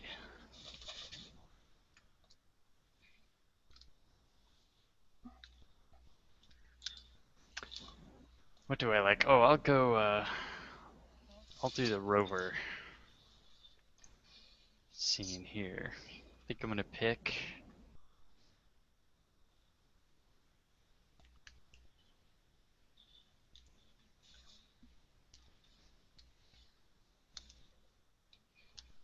I'll take Mew out to the dunes. Oh. So we'll describe an honest conversation. And I make some excuse for we're heading out here for some reason or another. Part of the mission. But I actually brought you out here to talk about Dakota. So Gonna have some goss. I kind of worked my way around to the topic of Dakota and just try to get your opinion of how he's faring, how he's doing on the mission so far. Well, he seems more down than he was on the ship. He was animated, and now he's mute, like muted, I should say. Mm-hmm. Yeah, literally. Do you think I should bring this up with Earth when I send a report, my next report, or do you think I should just try to talk to him? I'm a little wary of after that little meeting of confronting him.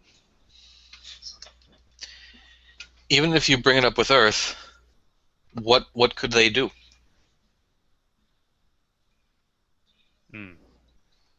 Well, they should just be informed. Perhaps they could suggest a change in routine for him or something of that nature, a change in workload. And I feel like it would be a little more acceptable if it wasn't coming from me. Are you asking me to report then? Well, I'll take care of the report, but could you maybe talk to Dakota for me?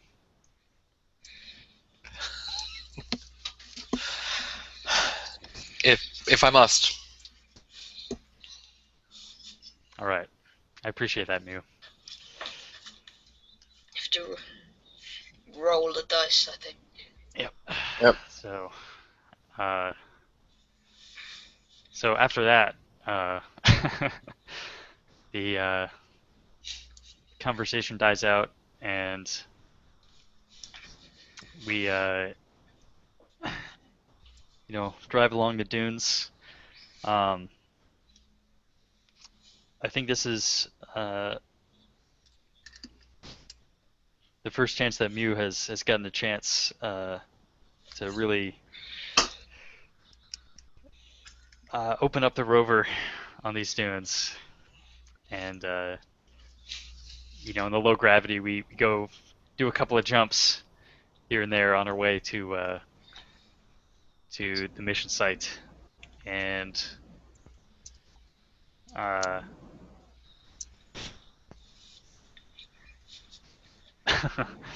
think Val loosens up a little bit with knowing that Mew is on the job. Well, she is brilliant.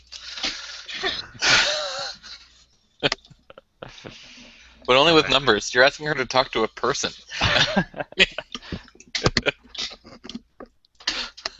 All right. I want to say that the pilot Mew the Brilliant sounds like a Flash Gordon villain. I can see that. Ming the Magnificent's brother, Mew the Brilliant, the Yes. sister of it. Yeah, no, Ming is my brother, and he was magnificent. Okay. So take it away, Dakota. He's still very much muted. Well, I didn't figure you wanted to hear from much. Okay. There's a solar storm where Dakota is. Oh no! Okay. I'm gonna go to the satellite. And so, where you have a life without you, that's where we can send a message. Well, you just described life without you, so maybe what you're thinking about, somebody you left behind, or send a message, or just describe what life is like without them. Okay. Or maybe, oh, sorry, I just thought the other interpretation maybe is what life is like on Earth. I think that's my interpretation. Yeah. I think his brother's life is the same. Or lack thereof. Exactly. Right. Okay, I want to send a message to my fiance's sister. And, not really expecting a response, just... I know I didn't have a chance to talk to you much after the funeral, and I know it seemed like I didn't have a lot of emotion. I was just really caught off guard. Here I had been spending all this time on my experiments, and your sister and I kind of drifted apart, and I find out all at the same time that she's having an affair with my brother, and that they've both been killed. And it's a double loss for me, and I know a serious loss for you because she's your twin. But I just want to let you know how much I cared for her, even if she did something that was heart-wrenching, heartbreaking. And I hope that you and I could get together and talk once I get back to Earth. I felt like I had to go ahead and take this mission because, while we tested some of these devices on Earth, that they needed some personal attention. And it was a chance for me to get away and reflect, get away from the things that reminded me of her. And that damn robot that I insisted on imprinting with my brother's memories and personality was just a constant reminder of, what he had done. I blame him more than your sister.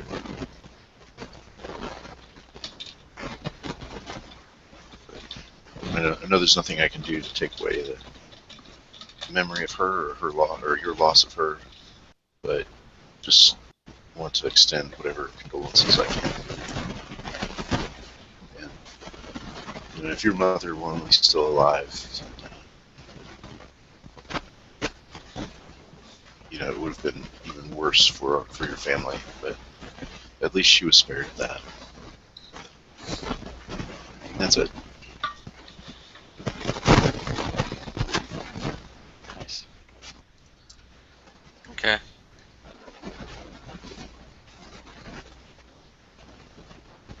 And then he So, mic drops. So Mew, meanwhile, can you guys hear me? Yep. Yep. Good Yep. to go. Okay. So Mew, meanwhile, you see, when he got back from the dunes, when Val was climbing out of the rover, he kicked something, and so we need to fix the rover. And so Mew is going to ask Dakota to assist her in repairing the derelict rover. He damaged the rover too? Yes, he did. Oh, did they send the biggest klutz with us? I thought surely we'd be better off with him here. Isn't the derelict rover like an old rover that's run out of power? Oh, okay. I see what you mean. I was treating this one as a derelict rover because it's been broken now. That is either way is cool. If it was broken, how did you get back? No, he when he was getting out of it when we returned from the dunes, he kicked it, so it's lying there. Got out and give it a kick. Yeah, he got out and his foot got caught or something, and now the instrument panel's all screwed up. Oh boy. Okay. I'm sorry, Val, but it started. Good. You started a snowball here. I like it. Okay. So Okay, so you're asking for my help, and then I'm asking for your help, and I'm going to use this opportunity to talk about, to try and raise your spirit, talk about why we came here, This is my excuse to finally do what Val asked me to do, and try to raise your spirits by going, Dakota, you seem a little, you seem a little down. I mean, oh, yeah, I thought you were excited about coming out here. What's going on? well, I was excited. I was hoping to see my creations come to good use, and it seems like our commander is mistreating everything. In fact, this boot print looks vaguely familiar to the one I found in the lab. I'm afraid of where our commander might go next. What he might damage in his path. And yeah, I was excited. I wanted to see these creations go to work, and I wanted to be here in case you guys needed me. And I had some trouble with my brother and fiance before I left. It's not really something I want to talk about, but I didn't really have any reason to stay on Earth right now.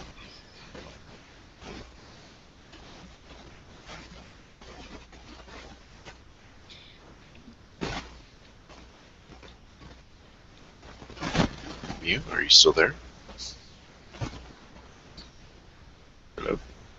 Can you hear me at all? No. Just now. now we can. Hello? Hello? Yes, we hear you. Okay. What the hell? Anyway. Okay. Don't tell me. The commander I'm has sorry, kicked Dakota. the sound panel. I was lost in thought. I think the commander must have kicked the sound panel as well. Yep. Damn him! Well, here, let me get those wires. Okay. Yeah, I understand. I understand that. I mean, that news must have come as a shock, but you still seem discomfited, and I'm worried, and we all are worried about you. Well, I thought getting away from home and coming out here where everything was planned and down to the last minute, and that all this equipment that has been tested and should perform perfectly, I thought that I would be comforted by that. But now with the commander kicking everything that comes in his sight, and missing tools, and some bizarre thing in the ice, not sure I can say that everything's going according to plan. It never is. I understand. Well, in my lab at home, everything always went according to plan. Except for the thing I was experimenting for, but you expect some changes in that. Of course. Highly skilled, trained engineers and pilots and commanders, you expect that they're going to go by the book.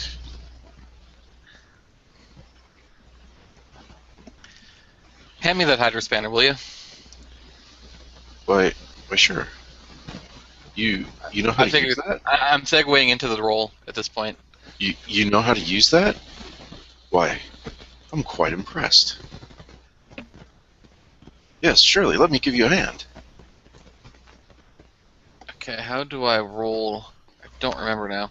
So You can do /R Oh, right. space and then like 1d6.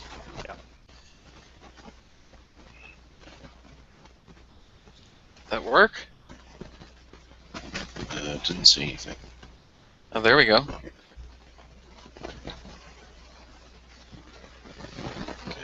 okay. Get a 3. So what you take? I'm not sure how to interpret that. So if we can't repair it, maybe you take something off of it, or if you were stranded in the desert, it might be what you take as you leave, or what parts you take off of it. Right. I'm thinking in this case it's more metaphorical because of what we spoke about. So what do you take from what we spoke about? I take from this that Dakota is clearly a very wounded soul.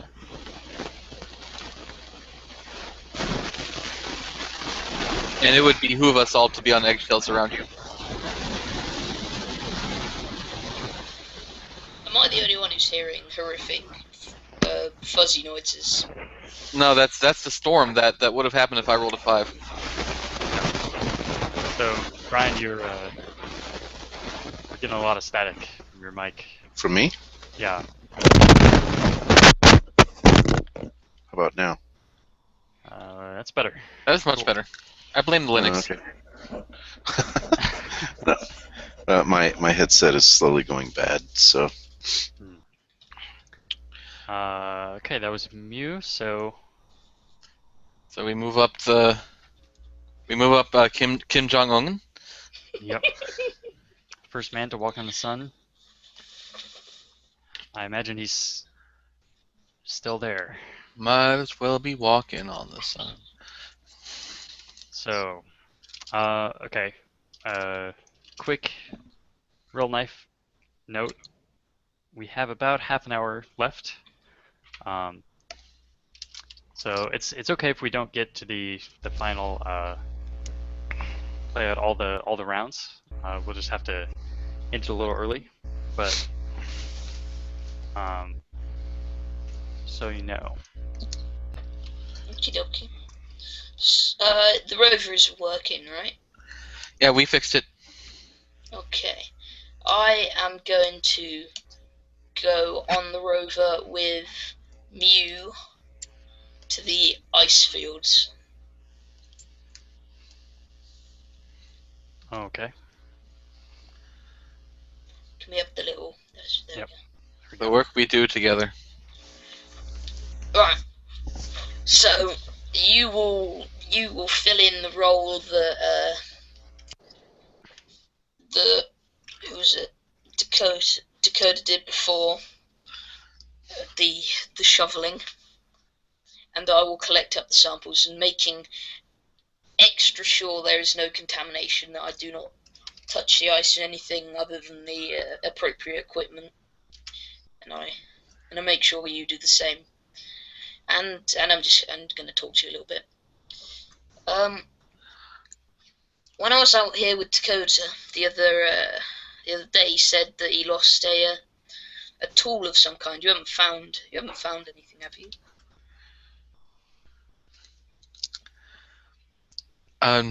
No, I don't believe I did. Okay. He said it was something to do with the life support. I thought that was a bit odd, seeing as that would fall under. Well, I don't know. I'm not sure whose job that would fall under. Anyway, keep digging. All right. So you said you thought you found a fungus in here last time? Yeah. What sort of fungus? I'm not sure. It was nothing I've seen before. Interesting. Is it possible that we could have brought it, or is this new life? I'm testing the possibility that it could have been us by repeating the experiment. And if we get different results, then I would assume it was us. If I get the same results, keeping in mind that we're being very careful to avoid contamination using a different patch of ice, then I think we will have found life. Well, I hope your work succeeds. This is a beautiful place. Okay. Alright, I'm going to make the roll. All right. I got a 3, which is the work I do alone. Well, I take the samples, I make sure they're all carefully sealed, I box them up, keeping them cool, and load them up into the rover ready to take them back to the base.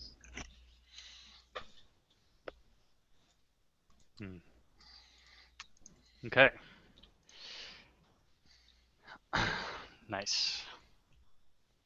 So for Val, Out of character's sake, who was it that found the knife on the ship? That was me. That was Moo. Oh, it was you. Yes, and in my narration, I brought it to the attention of Val, who I guess decided that it wasn't worth addressing. Oh, okay. You said you would bring it to my attention. I didn't know if that had happened yet. Yeah. But I thought I had. That's why I haven't done anything about it yet. Okay, cool. He was busy kicking control panels. Yes. That's good. If you give him the knife, he'll probably kick it. So give it to him blunt end first.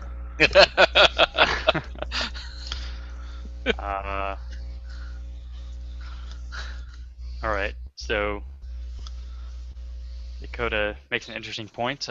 You've been left alone with Val at the base. So I'm going to describe a gathering here with Dakota and me. And I think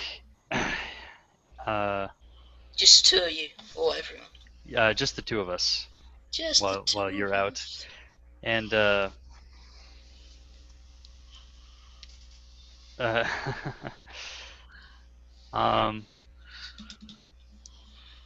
I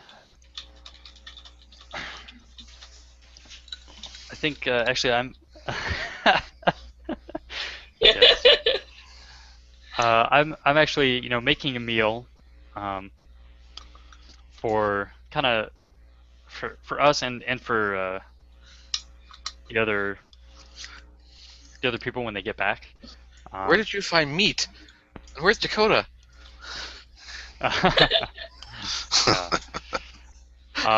And when Dakota comes in to for one reason or another,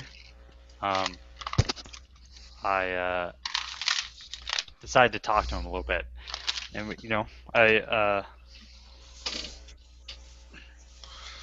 I asked him to taste the meal I'm cooking up, and do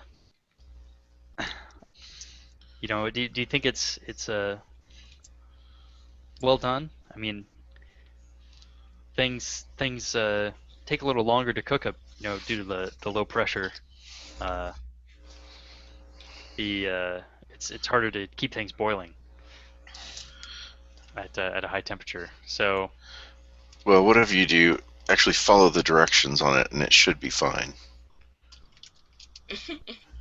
Yeah. Well, speaking of the dietitians at NASA, they are excellent in their field, and they've been doing this job for years. And you don't try to experiment with the meals; just follow the directions. Yeah. Speaking of following directions, I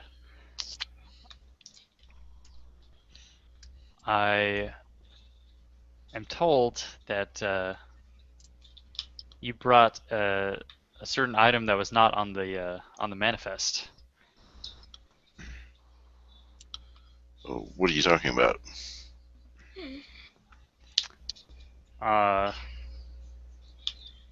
Listen, Dakota, there's no judgment here, but I think we need to be honest with each other.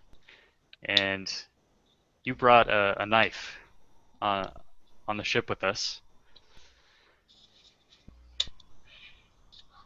Am I right? Well, no. No, all I brought with me are the tools that we would need to maintain or equip the habitat here. Mm-hmm. All right. What Well, would I need? What would I need a knife for? We've all been through psychological testing and through rigorous training, and surely there's nothing I need a knife for out here. yeah. Well, that's why I was surprised.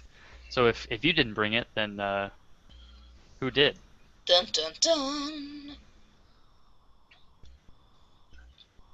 Well, is it possible that someone back on Earth just placed it there?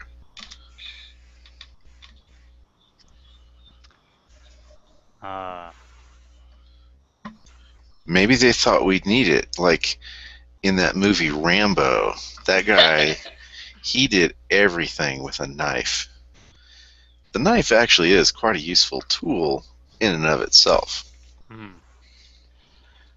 Well, Much like a crescent wrench, it can be used for many things. this was It's very adjustable. a particularly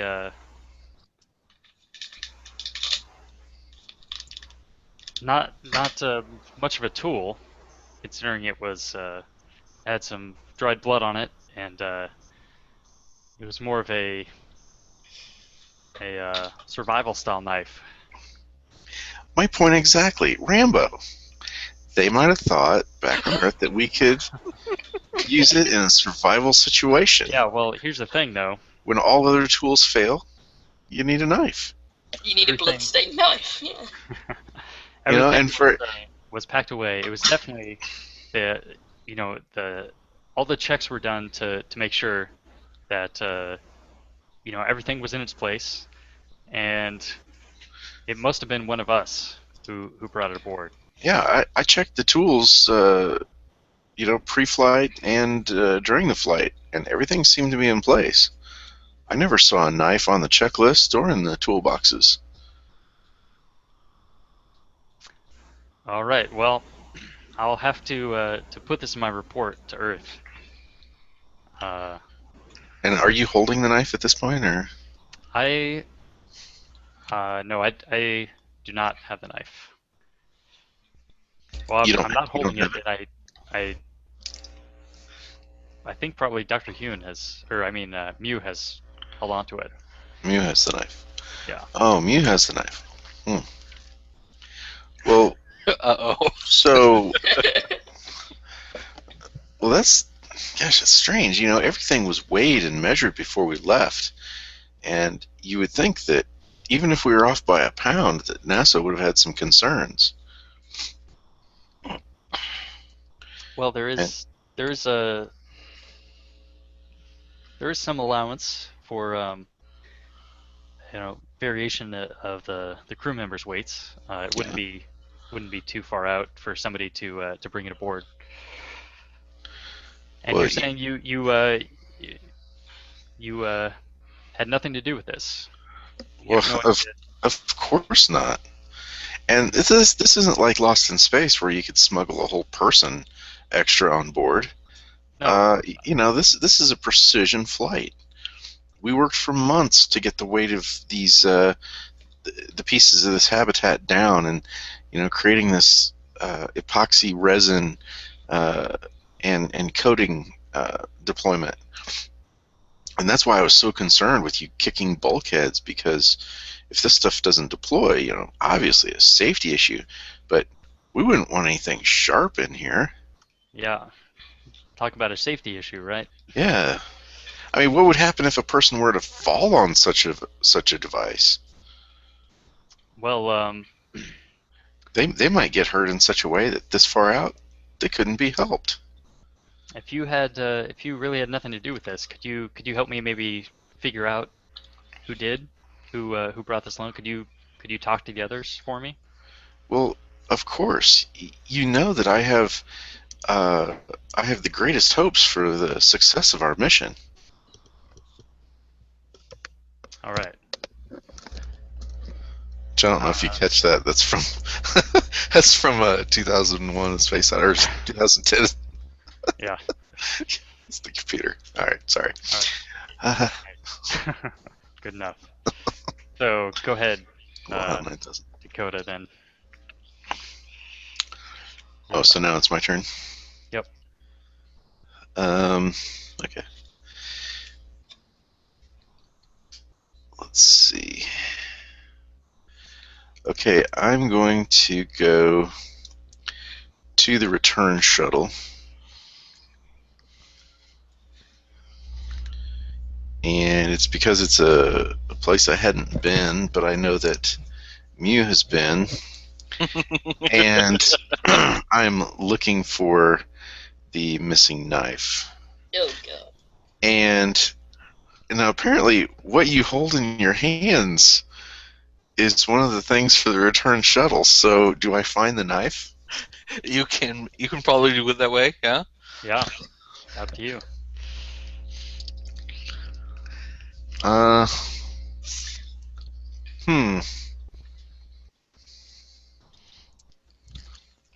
How would a good doctor do this?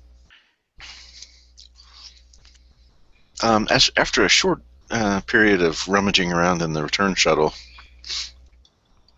I find the knife, and it's in a protective bag, and so I take it out of that bag. I run the bag down the disposal, which basically incinerates anything that goes down there. But the knife is a little too solid for that. So I want to make sure that it doesn't make its way back to Earth. And so I'm going to take it outside and bury it. Nice. And I'm going to make sure that it's if there's like a crevasse, I'm going to drop it off of that, or Sure. better yet, just bury it in the sand underneath, maybe underneath the agricultural dome. Mm-hmm. This is kind of a combination of what you hold in your hands and what you leave behind. Yeah. Mm-hmm. Nice. A problem they have on Mars is the sand sticks to everything. So in the process of burying it, your suit would get covered in the iron oxide. Yeah. Well, just the knees and the hands. Yeah. Depends on how windy it is, though. Mm. If he's digging around, it certainly wouldn't get knocked off of him by the wind. That's how most of the machinery they put on Mars breaks down. It just fills with sand, and there's no way to get rid of it. Yeah, there's a lot of static and stuff. Mm. Okay, so I go outside and I bury the knife, and I come back in later, and I've Okay. got a bit of this stuff on me. Cool. And Mew. I'm thinking.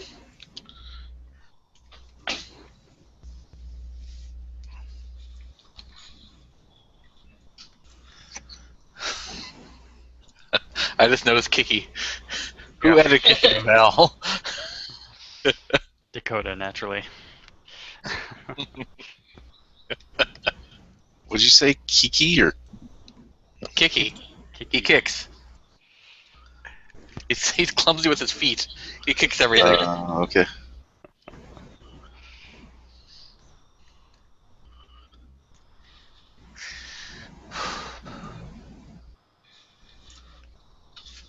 I'm gonna go to the agriculture dome. And I'm gonna address what grows, because it's an interesting dome. It's trying to be as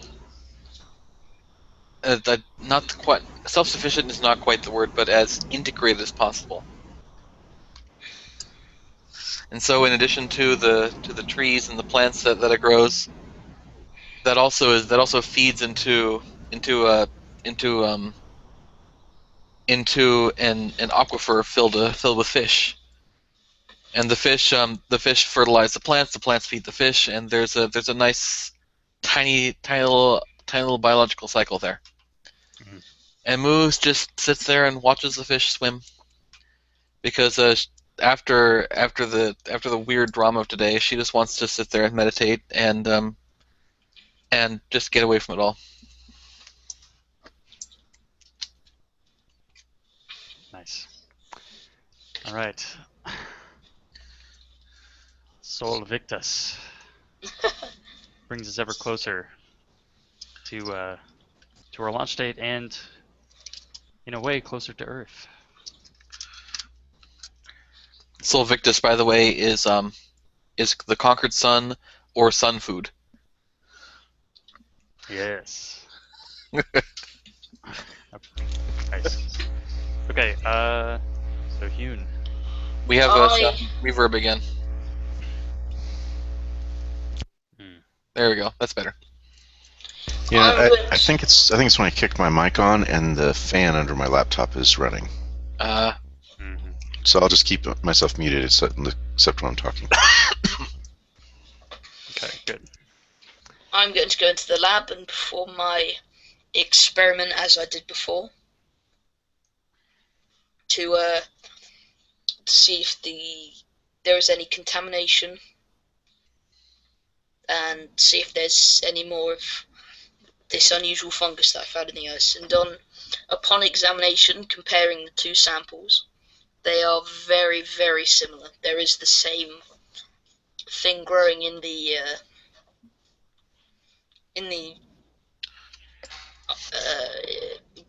living in the ice that was dormant, as was in the other one, and on digging it out, starts to grow very, very rapidly. Hmm.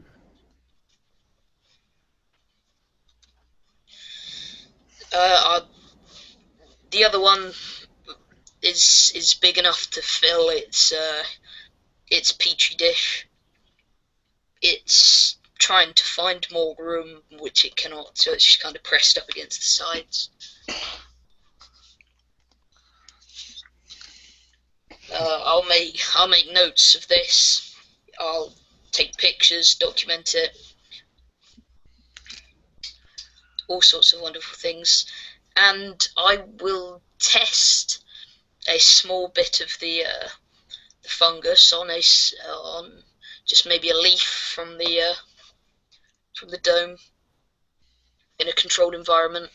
I'll put the fungus on the leaf and leave it to its process and see what happens. I'm testing to see if it would be dangerous for us to drink the ice water. Nice. Okay, that's me done. Okay. Cool. So I'm going to go to the satellite section again, and this time I'll make a report to Earth. And I'll report that in our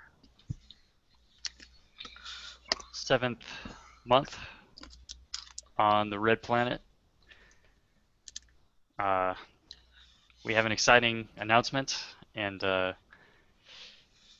putting aside all our other problems for now,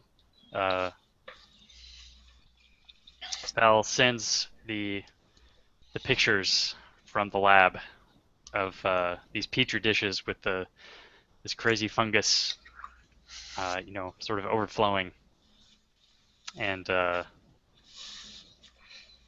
pictures of the ice fields and everything where it was collected, and I send in a report of everything we know about it so far, and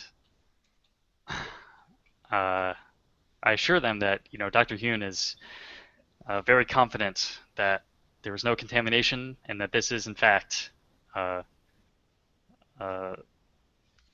phenomenon from Mars itself. and I think I'll once the response comes back and it's the response time is has grown somewhat longer since the over the months. Um, so I sit there for a little while waiting for the response, and the response come back, and it's there's cheering and a lot of questions and congratulations and all kinds of things. It sounds like they're having a real party down there, um, understandably. And Val, kind of smiles and at least despite all our challenges, at least we've accomplished this thing. So the mission is a success, and he can't bring himself to bring up the the Dakota issue.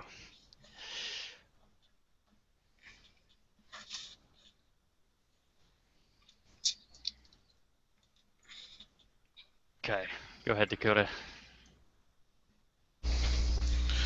Okay. After going outside, I'm going to come back in and go to my cabin. And I'm going to,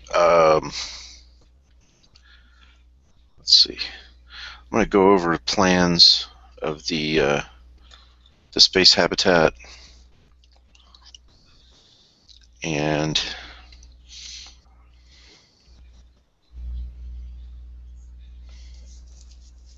look at some of the pictures that I brought with me. Look at my fiance and my brother that has the crossed out mark across his face. My last living family member. And I'm as I'm looking at my fiance, I'm thinking, what am I, a fool? Her sister is a twin. Things have got to be almost the same with her. How could I have not seen it until now? I must pursue this when I return home. I was blinded by my own science and stupidity and vicious rage. I see why he's famous and not brilliant. A sister. There's still a sister. All No, right. there remains another.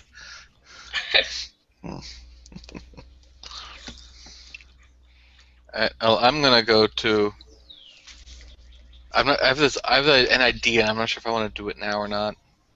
But Oh, game's almost over. yeah. Do So it now, I would say. yes, I am also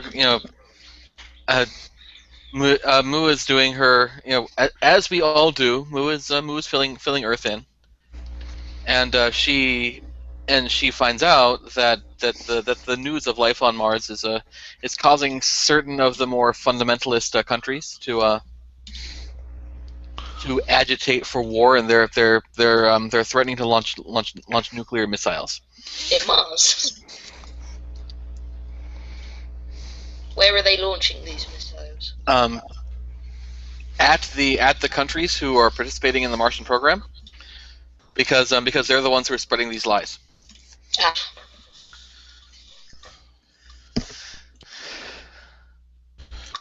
It's so peace-loving. I know. It's very human.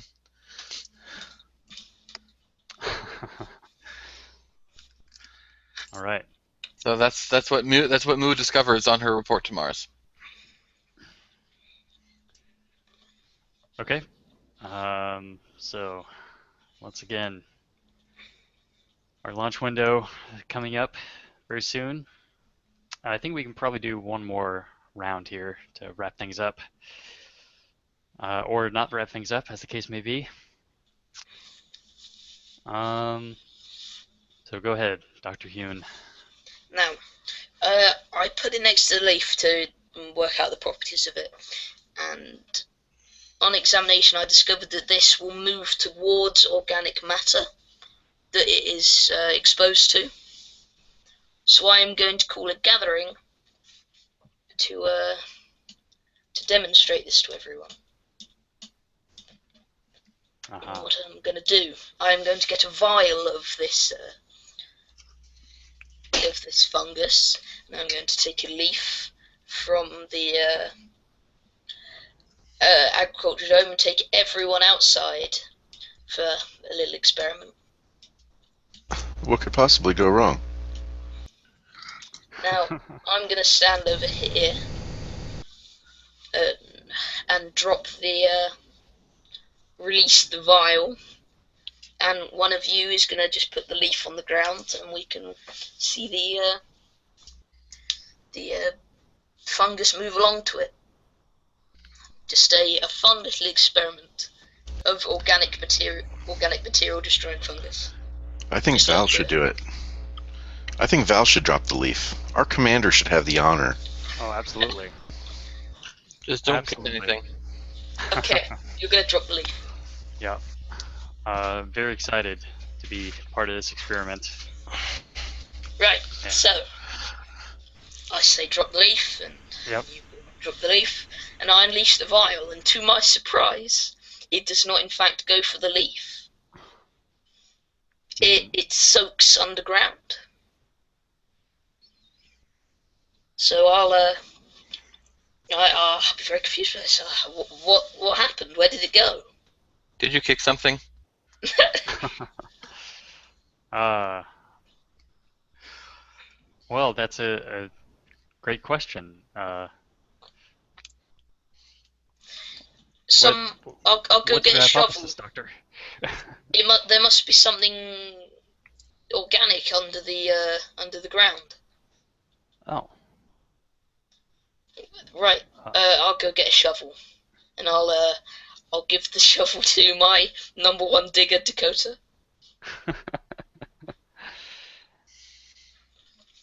and gesture elaborately for a hole to be dug where it sunk down.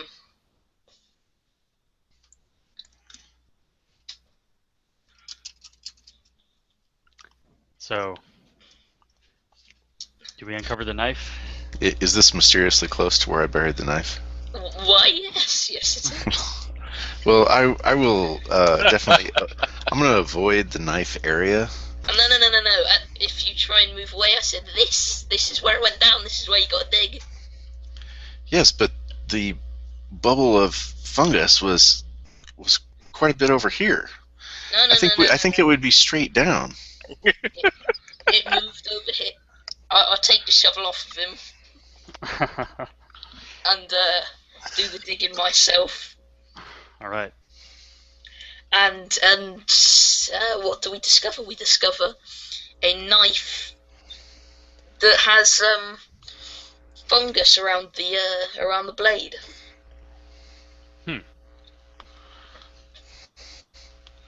And so, what is it does with the organic material? I discovered that it goes to organic material. Right, but does it eat it? Yes, it's consumed the material that was on the knife, so it's now How just can- coated on there. How convenient. Perfect. All right. Yeah, Well, Doctor, Mew is perplexed because that's not where she left the knife, and she gives Val a somewhat suspicious look because Val's the only one who she told about the knife. And I'll say in my mic, well, look, this is proof that the ancient civilization that lived on Mars had its own version of Rambo. I knew that movie was seminal when it was released. Sylvester Stallone is a genius. That knife was on the ship. Very funny. Surely not. That is a universal survival knife. This proves of its infinite usefulness. No, I grab the knife and And that show the surely monogram, Sylvester and the Stallone monogram is on a the handle genius. and go, no, this is the knife I found on the ship. A monogram? Listen, So you snatch the knife away from a child. Okay. Does the child's suit get damaged in yanking the knife away? that's that- up to you, Dr. Hune. That's up to Dr. Hune. That might create some controversy. Sure. As the knife is torn away from me, it tears the fabric on the gauntlet, revealing the tip of my finger to the atmosphere. So Oh my god. as what happens, my hand starts Getting sucked out of the suit, basically. I Well, clutch. It's not I vacuum, so there is some pressure, some atmosphere. It's just very low compared to Earth. I clutch at the gap that has been made, and All right. Yeah. I try to rush Hune inside. Yep. Quickly, we need to decontaminate him as well. Okay, so Hune, do you want to end the scene there, or do you want to continue this gathering? I think we'll continue it indoors. So where have I been taken? So the nearest place is the agriculture dome, I think. So I've been taken inside the dome. Yeah. So we'll go Now- in, and I think the problem is, you were the first to rush him in. Did you take the knife with you with this fungus on it? Yes, I do. Okay. On entry, the fungus like explosively leaps off and devours all organic material incredibly quickly, and also goes straight for my exposed cut and starts eating away at my hand. Oh man. So the atmosphere starts feeding it, and it's able to reproduce and jump all over the place. It starts eating its way down my arm. Oh man. All right. I'm Doctor, what- screaming in what- pain. Oh my God. What? Listen. What should we do? What should we do? Take the arm. Oh my God. All right. That's going to limit your possibilities. Use the knife. Fuck. Well, I fucked enough use the things up on knife. this mission. I might as well. You can't use the knife. It had the fungus on it. We can't use the knife. Oh shit! It's. But Tell you what. I'll use the shove you shovel. down.